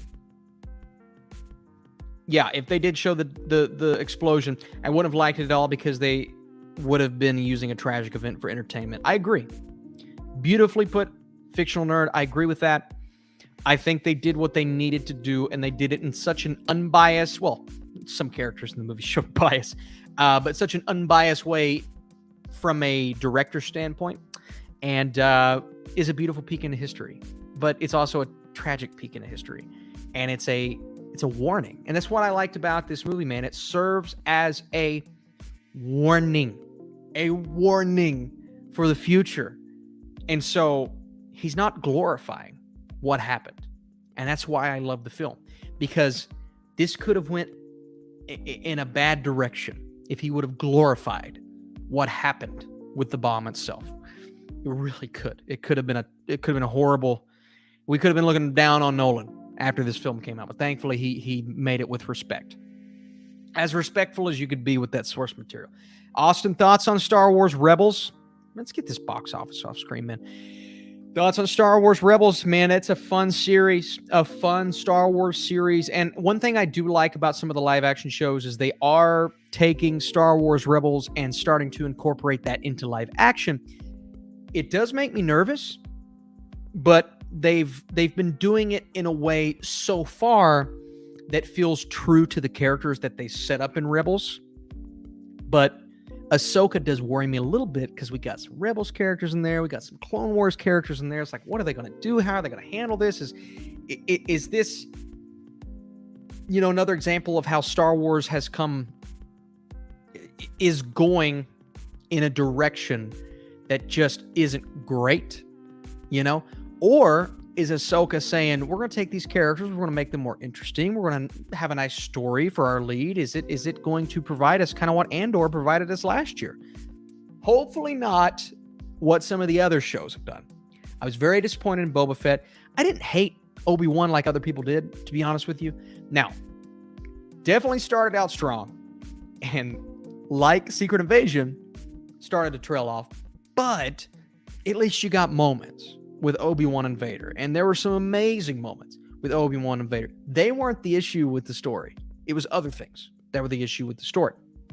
So, I think if they can take kind of the quality of an Andor and the quality of the good parts of The Mandalorian, then I believe we're on the right track with Star Wars. And Rebels was a great example of Star Wars at that point was just awesome. And the animated Star Wars material that we've gotten has been great for the most part. A couple of series that were just kind of you forget about them, you don't really, but Rebels is fantastic, man. It really is. Let's see. Had a great question earlier. I'm scrolling up to make sure we don't miss it here from, nope, I don't think I can find it, man. You guys have asked some amazing questions tonight. We got Noah. Noah, what's up, Noah? It's been reported that the studios are going to try to meet with WGA to end the writer's strike. Is this new? Noah, is this new? That would be amazing. I would love for all of this to really for all of this to turn out well. Yeah, here we go. Okay, here we go. Noah, you're right. The AMPTP have reached out to the WGA negotiator in an effort to resume talks and hopefully reach a deal. And we heard good news about the Screen Actors Guild earlier today. Now we're hearing good news about the Writers Guild. We're on the right track. Hey, pay your writers, pay your actors. All right. I'm not a writer. I'm not an actor. I can't speak for them, but I would assume they would be on board with me saying, pay your writers, pay your actors. They deserve it. They really do. Seeing all these pictures of people posting checks for 4 cents residuals and like, what are we doing? What are we doing? What are we doing? You got your big wigs in the studios. They're sitting up there. They're just stroking their mustache like, yeah, I'm making millions and billions of dollars, but I can't pay the writer of one of the best episodes of television what he or she deserves. What are you doing? So stupid. And for anyone who is asking, yes, I am allowed to review and criticize movies. We got that email from the Critics' Choice Association. So all good. Everything's good. Just the influencers doing the influence and stuff. That's where we reach a problem. Yeah, Jimmy says the one guy from American Pie only got $8K the whole franchise. I saw that. That's actually something I mentioned to my wife earlier today. Earlier today, we were talking about the fact that he only got paid $8,000. One of the faces of the franchise, $8,000. And think of how many times that movie's been played on television, on streaming, DVD, VHS, Blu-ray. Yeah, Stifler. That's who it was. Think of how many times that movie's been played. $8,000. Gross. Fun fact, Sean William Scott is my father-in-law, one of his favorite actors. There you go. There's your random fact of the day. When was your daughter born? She was born on June 16th. So she is about a month and a half old. Little girls growing up. They grow up too fast. Let's look at the picture again. There she is. She's so happy. She's so cute. She's so wonderful. The apple of my eye. We're still trying to figure out blue eyes or brown eyes. Blue eyes or brown eyes. They say their eyes change. I don't know. What do you guys think? Blue eyes or brown eyes? Where are we going? We're thinking blue. I'd be happy with blue. I have blue eyes. Robert said, "Aw, yeah, she's just the cutest. She's a happy baby. I love happy babies." What I don't understand is why studios are so terribly run businesses, even after screwing writers, cast, and crew the way they do. Yeah. And hearing some of the, we got one vote for blue. Oh, we got some blues, baby. Blue. Making Dad happy. I have blue eyes. Blue eyes are on top. Dad's going to be happy with blue. She's going to have my eyes. That'd be nice. But yeah, you bring up a good point. Such terribly running. Again, you think of all these stories of people going in and pitching these ideas to bigwigs, and they think they know what's best, right? Then the movie comes out, and it's like, no, all these changes you made to this film screwed the film, right? And so you have a worse product because you wanted to mold it in the way that you think it needs to be molded.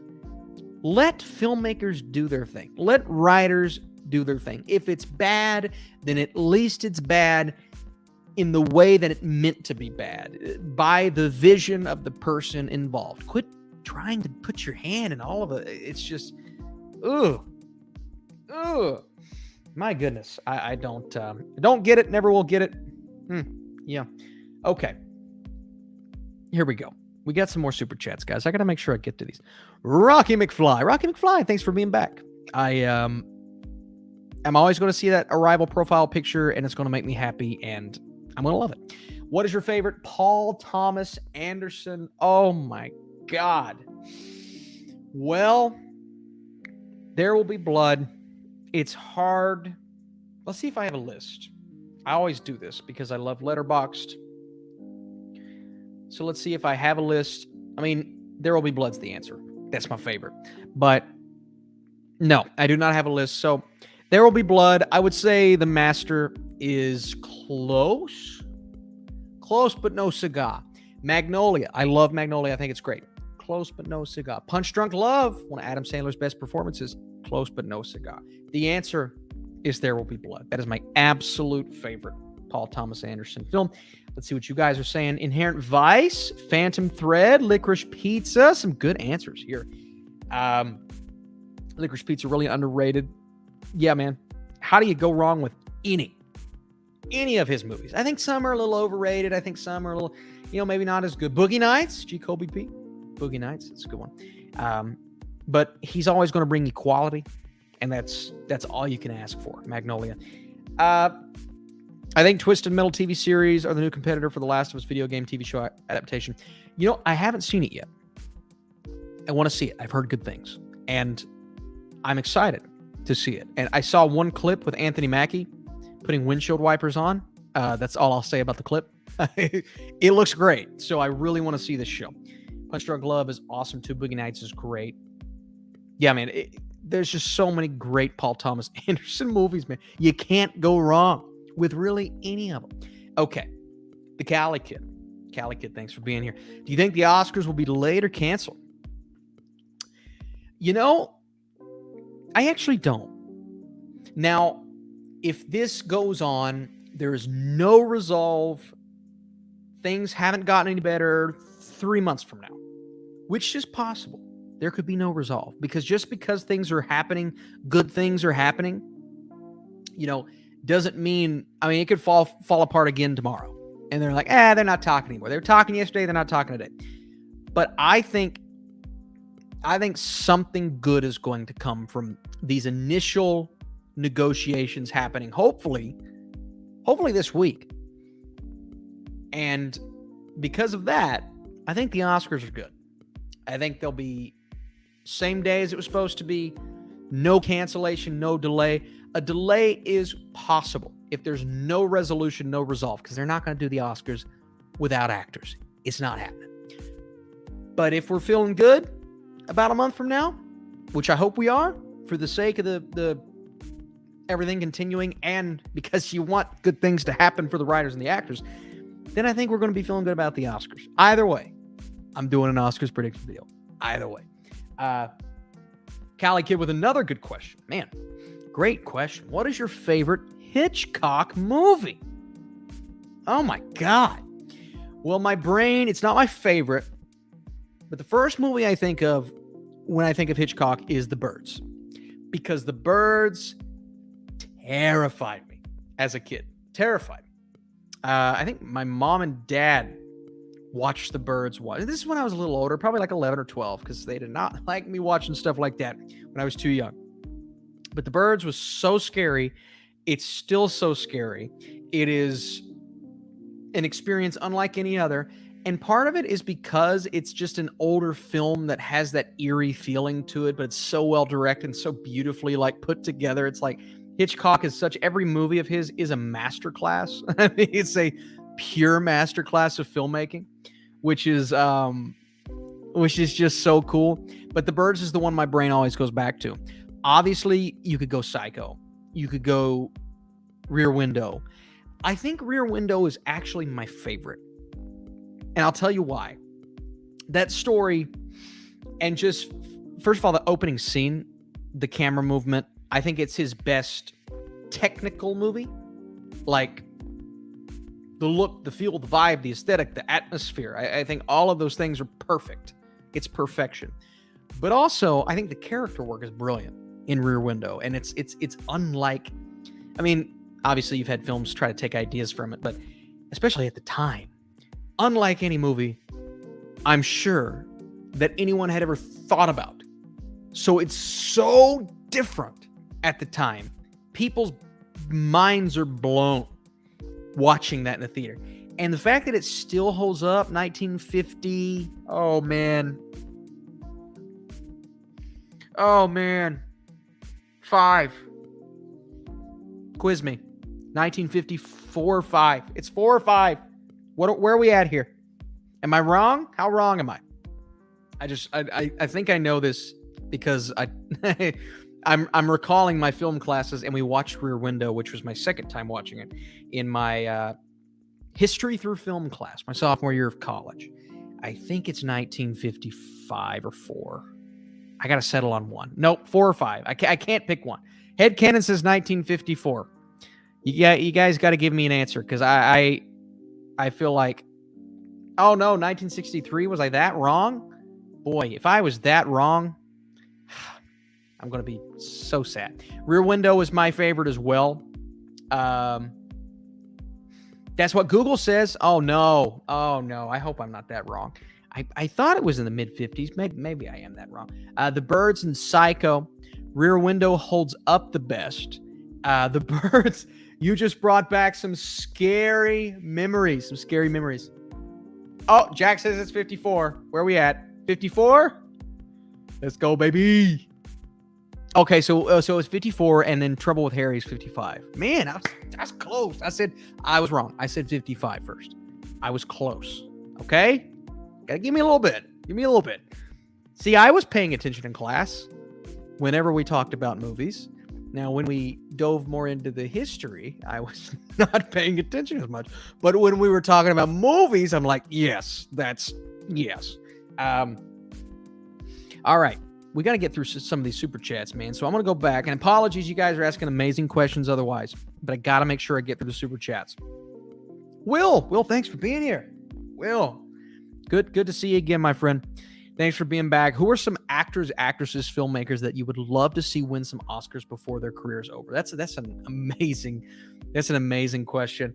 You know, and they give out these honorary Oscars so often. Samuel L. Jackson just got one recently, I believe. He's always been a guy. He's there. He's in the background. He's, you know, a side player in Django Unchained, a side player in Pulp Fiction, Nick Fury in an Avengers, this, that. There have been so many roles where I think Samuel L. Jackson deserves a supporting actor nomination. But people just see him as kind of the guy. He's always good. Samuel L. Jackson's always good.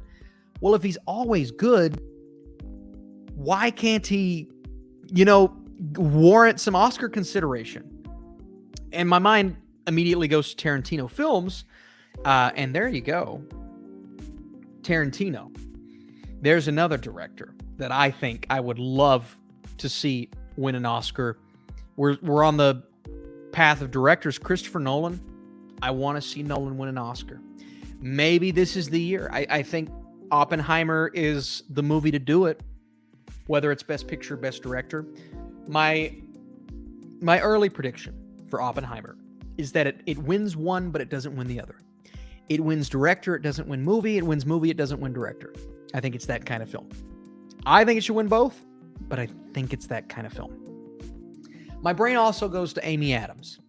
Amy Adams, nominated numerous times, missed out on a nomination for Arrival, which I still think is one of the biggest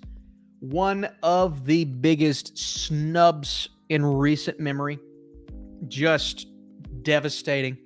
But I want her to win one of these days because I think she's an amazing actress. Now, she hasn't been in a great movie recently, but I want to see her win. You know, if it wasn't for The Departed, Marty, old Scorsese, you know, it took him a bit to get there. And that just shows you can be one of the best directors in the business, maybe the best director in the business. And it all comes down to that year. Is there one movie better than your movie? And if there's one movie better than your movie, it's you got to wait. And Leo went through that. Marty went through that. Another actor here, and somebody actually brought this up. Let me see where it is. Hugh Jackman. Gal Gadot, okay. Hugh Jackman, snubbed in Prisoners. Yeah, I 100% agree. I thought when The Greatest Showman trailer came out, I said, oh, he's going to get an Oscar. This is going to be an Oscar nomination for Hugh Jackman. Absolutely, yeah. And it didn't happen. Because, you know, performance was great. Didn't warrant an Oscar nomination. For me, Prisoners was the one where he missed out. And I said, that should have been a nomination. That should have been a win, in my opinion. Should have been a win. It was that good. It was that good. So I would love to see that. Jude freaking Law, here we go, deserves an Oscar. But I think the biggest one is Jake Gyllenhaal. Every other year, Jake Gyllenhaal has a performance. Defoe in The Lighthouse. That's a good, oh boy, that's a good freaking choice right there. Every year, Jake Gyllenhaal has a performance. Nightcrawler, Prisoners, Enemy, Zodiac, bada bing, bada boom. Doesn't matter. He's always good. This year's The Covenant. He was great. He's amazing in The Covenant. He's not going to get an Oscar nomination for The Covenant. It's not happening. But he should be in the conversation every year, it feels like.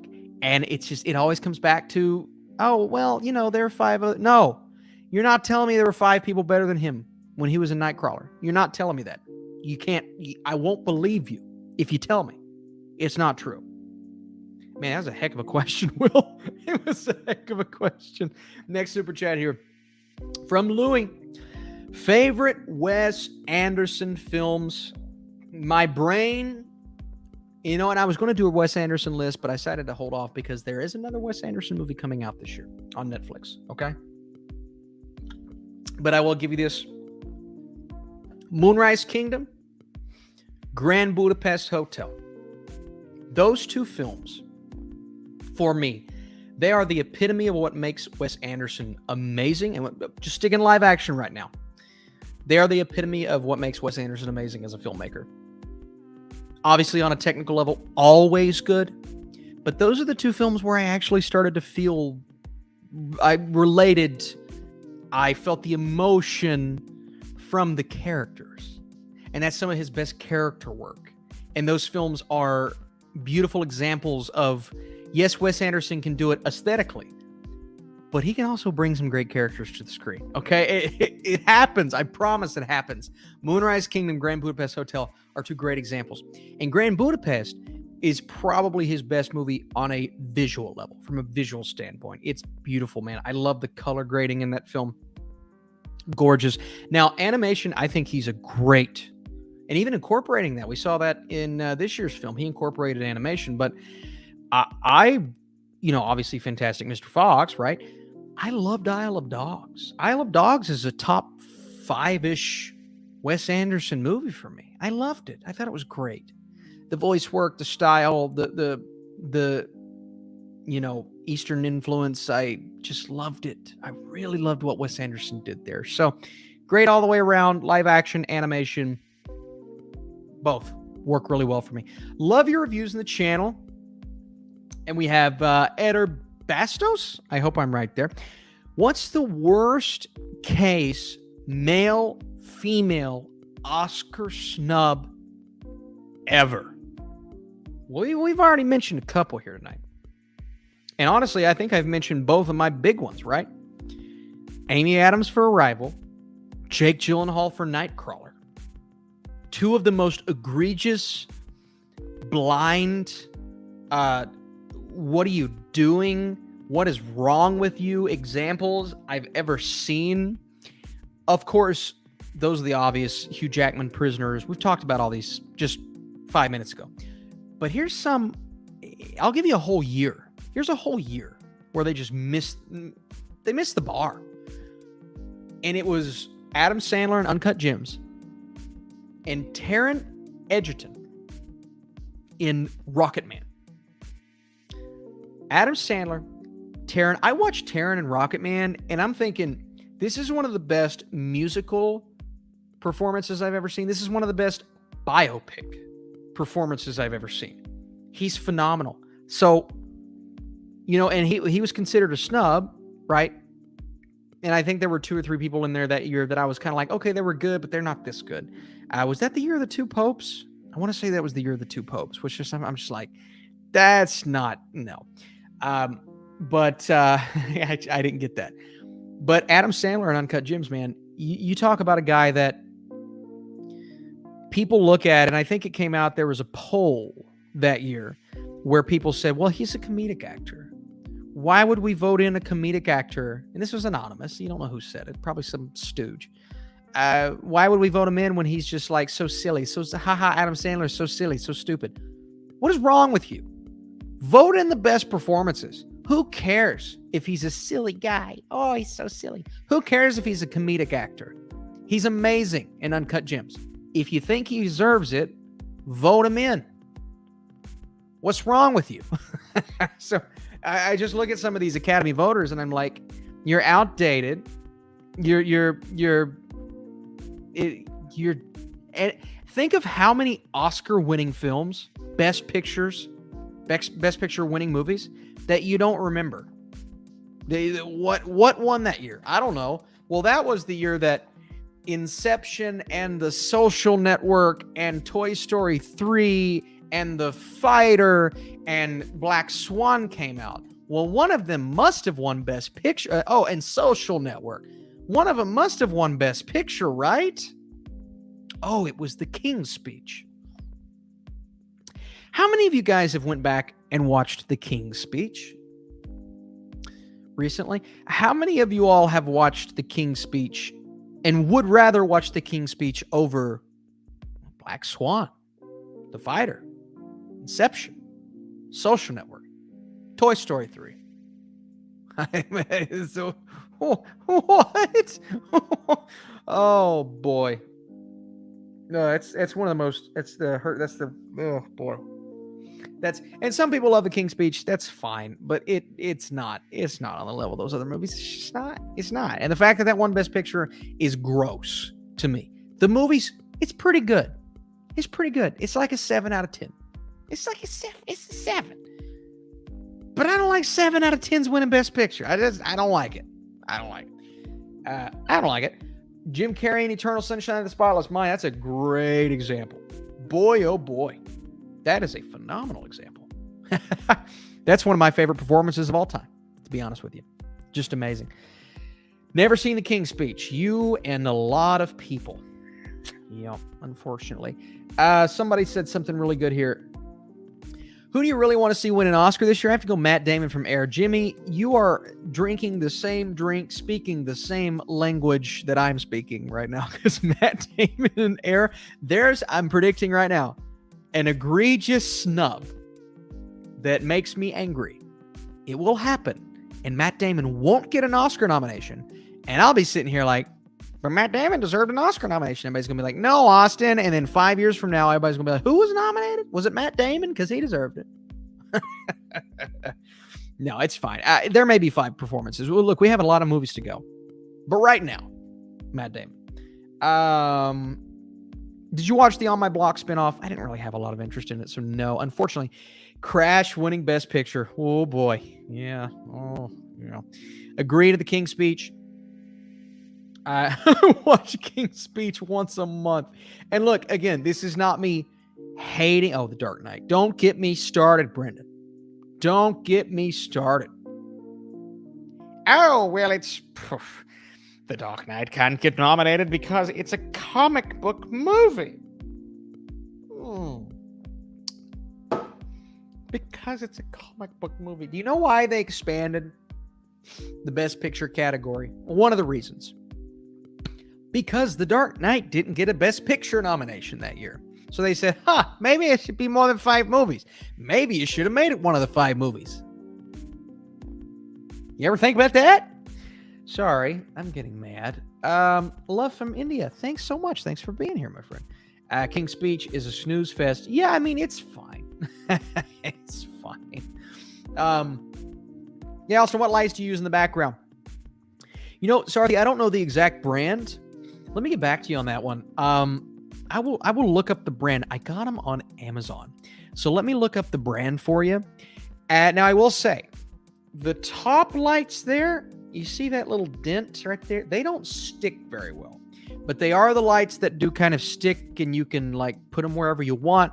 And they're really cool, and I really like them, and they're only $20. So let me get the name of the brand for you, the good brand, not the one that's not as good, and start putting them in because I have the Amazon links below of all my equipment. I'll add that to it for you. And so, Sarthi, be on the lookout. The next video that I do, I'll try to have that brand in there. That way you can kind of see the lights, and they're great. 15 feet of lights right there. Each one is 15 feet of light. So if you get the light brand and you want to cover a similar space as mine, get the ones that are 15 feet. And I probably have 3 sets right there, 1 set right there. But I'll try to link that in my next video. Okay. Let's see here. I know we have another super chat. Let me get to that. 2 more super chats. Remember there, use spam links. Oh, Damon. You remember the spam links? All the spammy spam. Well, I think YouTube cracked down on that. I think they cracked down on the spammy spam, Damon, because we used to get a lot of spammy spam. I said, don't touch it. Don't click the link. Okay? Because if you click the link, they're going to take you to this website, and they're going to say, hey, I love you. Can I have your mom's credit card information? Don't give it to them. Give it to me. I'm just kidding. We don't get that as much anymore. So, Damon, I think you have protected this channel.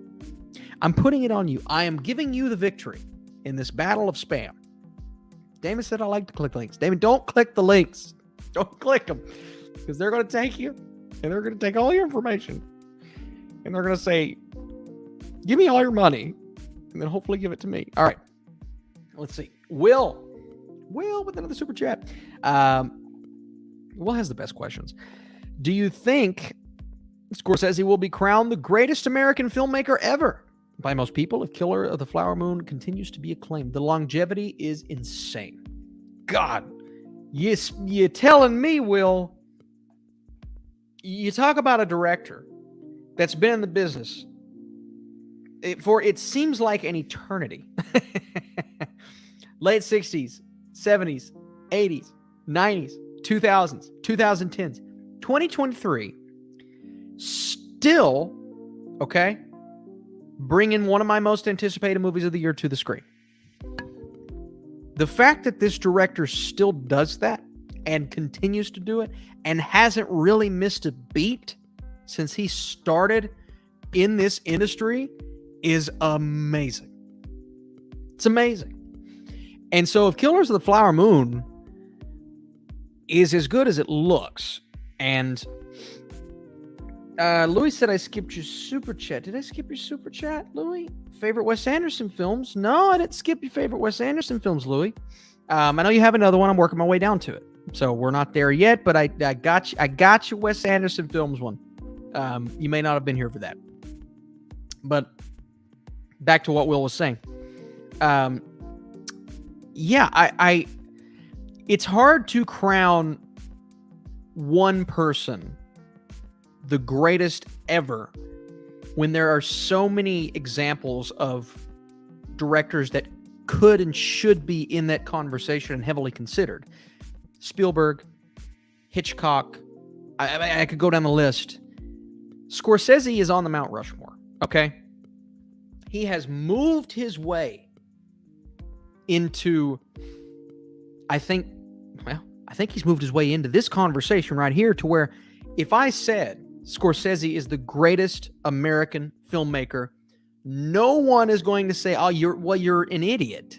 No, they're going to say, well, yeah, it probably is. Or they're going to say, well, you may be wrong, but that's a good choice.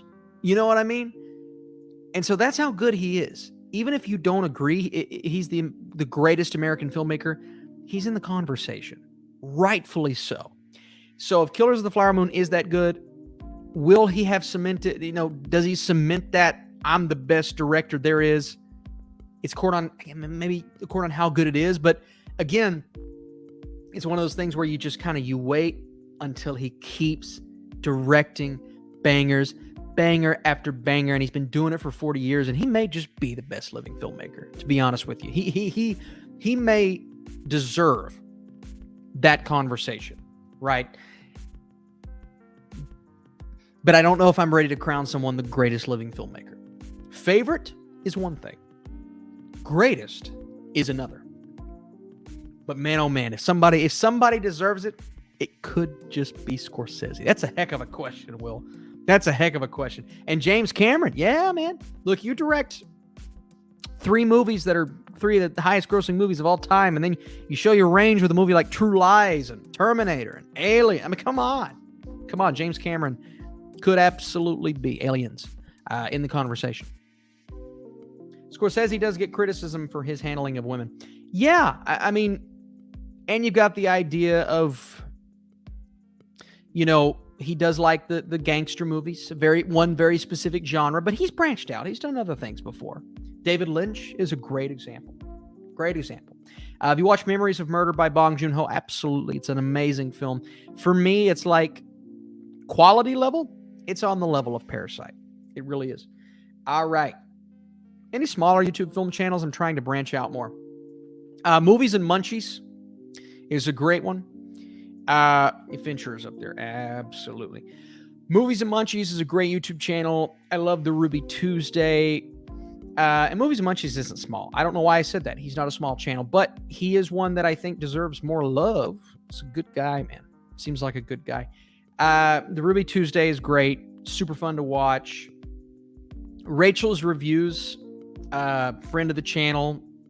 She's wonderful. Miss some of these guys who don't post as much anymore. Used to be a guy, Cody O'Toole. He may have posted a little bit recently, but he used to post a lot. It's nice seeing some of these channels hit milestones, get accepted Rotten Tomatoes. Obviously some bigger channels did, 3C Films and The Flick Pick, but Zach Pope did, which was awesome. It's just really good to see people hit those goals, hit those marks, and deservedly so. Really. So there are a lot of great film channels, man. Hopefully collaborations down the pipeline with some of these channels. Have you watched, and this is Louis' question, I assume, you watch Studio Ghibli movies? What are your favorite ones? So funny. Quick story. There's a girl on TikTok who asks questions. She's like, what do you, we're going to play these 3 clips from this film. We're going to play 3 clips of the score, and you have to guess the movie. And the film was Howl's Moving Castle. And I didn't know that. She played the first clip. I told my wife was trying to guess it with me. We did a bunch of these. It was really fun. And I said, man, it sounds like a Studio Ghibli movie. And then they played the second clip. And I said, that's Howl's Moving Castle. And she goes, what is that? What is Howl's Moving? I've never heard of this. And sure enough, it was Howl's Moving Castle. And she was blown away, and I impressed my wife. Pretty cool, right? But that just shows, I mean, I've only seen that movie twice. And it's been like 4 years since I've seen it. The music still resonates with me. I heard the cue and I said, that's Howl's Moving Castle. Beautiful, amazing, phenomenal, gorgeous, masterful. That's up there. But for me, it's always been Spirited Away. Spirited Away is a masterpiece. It's a masterpiece in every way. The story, the craft, the visuals, the animation, everything. It's a pure, unadulterated masterpiece. And so it's hard for me to go against it. I mean, I could go Princess Mononoke. I could go, like I said, Howl's Moving Castle resonated with me so much. But I always go back. I'm like, if I want to watch a Studio Ghibli movie, I watch Howl's Moving Castle, or I watch Spirited Away. That's the one I always go back to. I've seen it like 7 times, 8 times. So that's the one. That's my favorite. I've always wanted to do a ranking of the Ghibli films. I've never had the opportunity to do that. Movie Dean says, I know a smaller movie channel. Yeah, Movie Dean. Hey, you guys know what to do. Flood Movie Dean's channel. Give him the subscriptions. Come on, give Movie Dean the subscriptions. We're talking about smaller YouTube channels here, and we got Movie Dean in the chat. Y'all know what to do. That's awesome. Hey, thanks for being here, my friend. Ren Geekness. Oh, Geekly Goods and Ren Geekness. 2 of my favorite Twitter follows. Sully Streams. Yeah, I love Sully, man. The Instagram vids. Sully Streams is really fun to watch. Let's see here. I think we got another super chat. We do. The Cali Kid. Have you ever been to the New Beverly Cinema in LA? Cali Kid, no. Which one did I go to? I went to an AMC in where was I? Was I in Burbank? I can't remember. I was in LA for 3 days. I know I did not go to the New Beverly Cinema. I only went to one film. I believe it was an AMC. I want to say it was in Burbank. I can't remember exactly where it was, but it was a gorgeous theater. There are so many, and I walked by, obviously, I walked by all the stars, the Walk of Fame, all that stuff. It was a little nastier than I thought it would be, to be honest with you. I thought it was going to be this big, beautiful thing. Oh, Los Angeles. It's kind of nasty, but the monuments and the buildings and just so many things that you recognize from the movies and from the TV shows. It's like, oh my God, I've seen that. And now I'm here in real life. That was really cool. So the experience of Los Angeles was fun, but it's not the cleanest city in the world. And apparently crime was really bad. Every Uber driver that we took in LA said crime was horrible in LA. Yeah. Hollywood Boulevard is a disgrace. Jason, I'll admit, man, I was severely disappointed. It was great to see it all, but man, it was just so dirty. So dirty. Did the AMC have a Batman outside? Maybe. Admittedly, I was really hyped up, so I can't remember, but I think it might have. It had a statue. I know it had some sort of statue.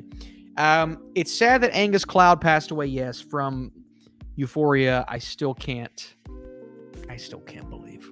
It's 25 years old, man. 25 years old. Too young. So much more to offer. The El Capitan and the Chinese Theater. I walked by both of those. I think I got a picture by the Chinese Theater, I believe. Yeah, I think I got a picture. I could show you guys, but I don't know where it is. AMC Burbank 16. You know, I bet that was it. Yeah, it was in Burbank. That had to be it, right? The AMC Burbank. That had to be it. So, yeah, I think that's the one I saw. What did we see, man? We were at the Critics' Choice Awards. Was it the Batman? Because it was close to when the Batman was out. Because I saw the Batman like 4 times. It might have been the Batman. Yeah. Saw a lot of movies in that span, man. I was a movie watching machine back in the day. What happened? Now I've only seen 85 this year. If you went to a Dolby Cinema, yes. Dolby Cinemark XD. My favorite's IMAX.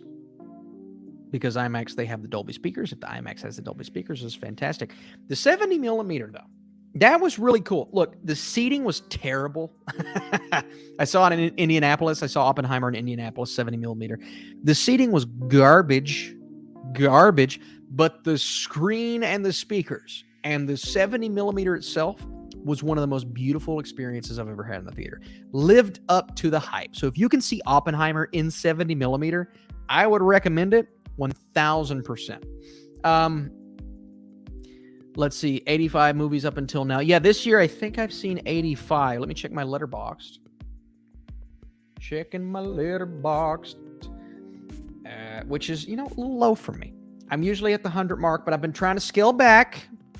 My mental health, I've been trying to scale back because I feel like I watch too many movies and it makes me go crazy.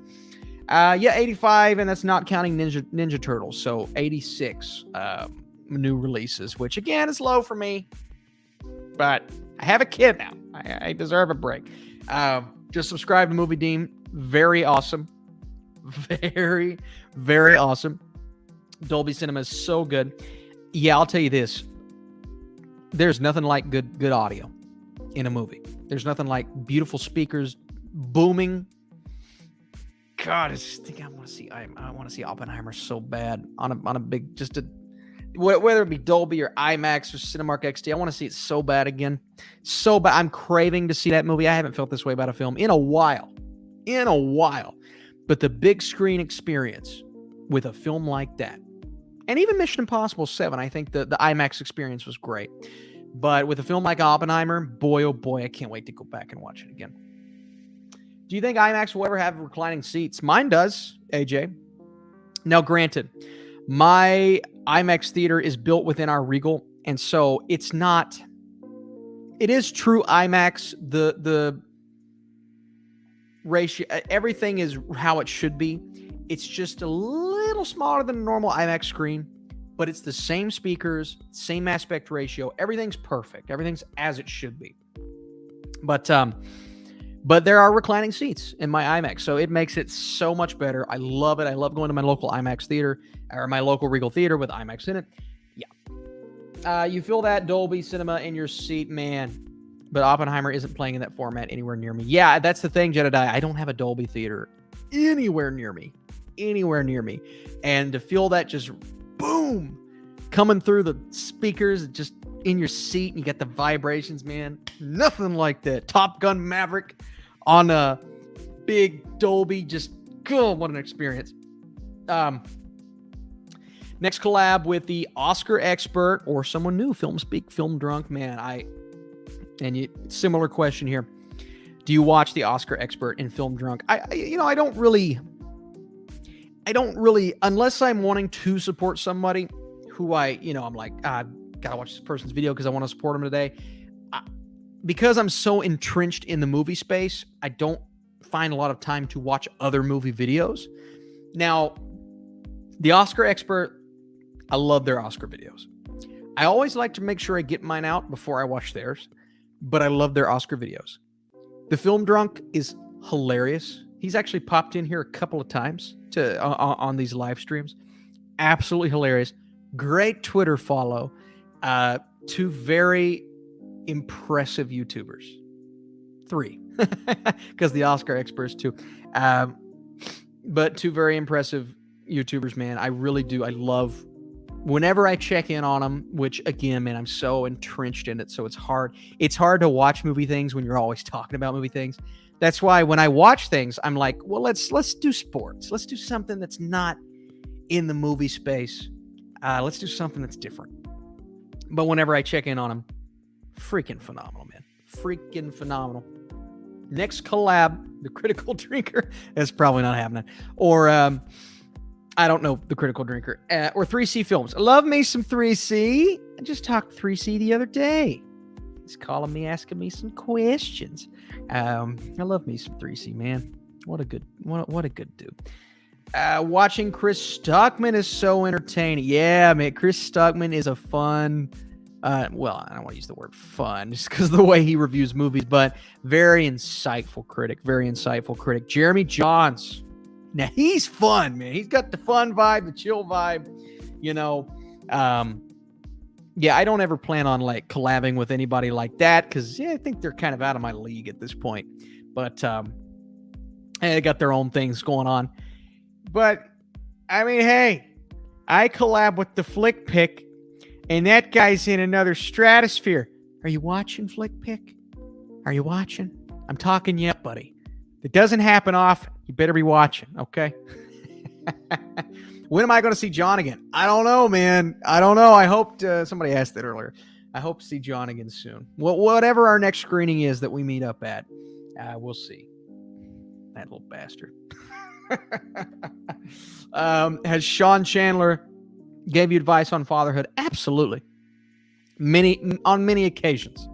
When we were together in Orlando, he'll text me. I'll tell him how hard it is.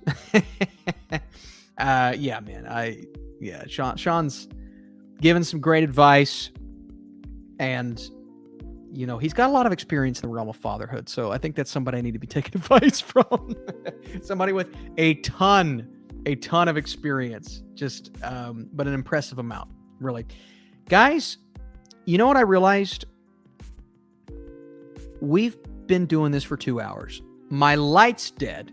I don't know if you've noticed that. My face has gotten darker because my light has completely died. So my color correction on this video is terrible now. So you have literally been with me through the entire lifespan of my light. So thank you. And thank you guys for being here this entire time. Sean Chandler is like a new daddy for us. Sean, are you my daddy? I hope he's watching. My wife says, come put the baby to sleep. I think that's my cue. All right. I think that's the cue. The wife is literally in the stream telling me to come put the baby to sleep. And that's when the wife says you got to do it, you got to do it, folks. And I got to get to work on my Teenage Mutant Ninja Turtles review. That's coming tomorrow. Stay tuned. Hey, if you don't have the notification bell on, all right, hit that bell. If you're not subscribed, obviously. Oh, by the way, we have 69 viewers. Nice. Subscribe, man. If you want to like a video, thanks for liking tonight's, but come back tomorrow to that Teenage Mutant Ninja Turtles review. Hit that like, man. Hit those comments. Hit the buttons. Hit somebody. Don't do that. Don't hit anybody. Hit the buttons, though. Man, isn't YouTube a weird thing? I just tell you guys, come on here and hit buttons, and it helps. Isn't that weird? Life is weird. Wow. Existential crisis. Not a good time to be having that when your wife's upstairs trying to put your baby to sleep, and you're down here talking to your camera. Your light's dead. You have a bunch of bobbleheads behind you. Your dogs probably have to pee. There's a lot of things going on right now. But I want to say thank you guys for being here. I want to say thank you for hitting those like buttons and coming back, leaving comments, asking questions, talking like Mark Wahlberg. So many things happening right now. It's all so crazy. Honey, are you still watching? If she's not, I could go on for another hour. I don't know, maybe she doesn't need me anymore. Please don't divorce me, sweetheart. If I get up there and you serve me and you say you just got served and then we get a divorce, I'm going to be so pissed. but I probably deserve it because I've been here for 2 hours. And I said, honey, I'm going to be down there for an hour. And it's been 2 hours and 10 minutes. And I deserve all of it. I deserve all of the sadness. Oh, I hear her. Is she coming for me? Please don't come for me. Oh my God. Jacoby pieces. There you go. Listen, guys. Thank you, Austin, for giving us reasons to click buttons. That's the best compliment I've ever gotten. I give you, oh God, gotta serve the papers on the live. Please don't. please don't serve me on a live stream. That would be amazing. I'm so tired. Don't hit all the buttons. Yeah, don't hit all the buttons. Don't hit the dislike button. But you can. It's fine. Honestly, I probably deserve it, to be honest with you guys. All right, listen. You guys are amazing. Gotta go. Was it really your wife that said that? Yeah, that was actually my wife who commented. I think it says Madison Burke. Oh no, she changed her last name to mine. Look at you, honey. Now I'm gonna go try to help rock my daughter to sleep. Thank you guys. Said I hit Liz like it's fine. I deserve it. Tim says go be a daddy, Austin. I'm gonna go be a dad. Thank you guys for being here. Thanks for being amazing, asking questions, talking movies. This just the best, isn't it? Just to sit back and talk about movies. Life is good. It's weird, though. It's really weird. Thanks for being here. I'll see you soon.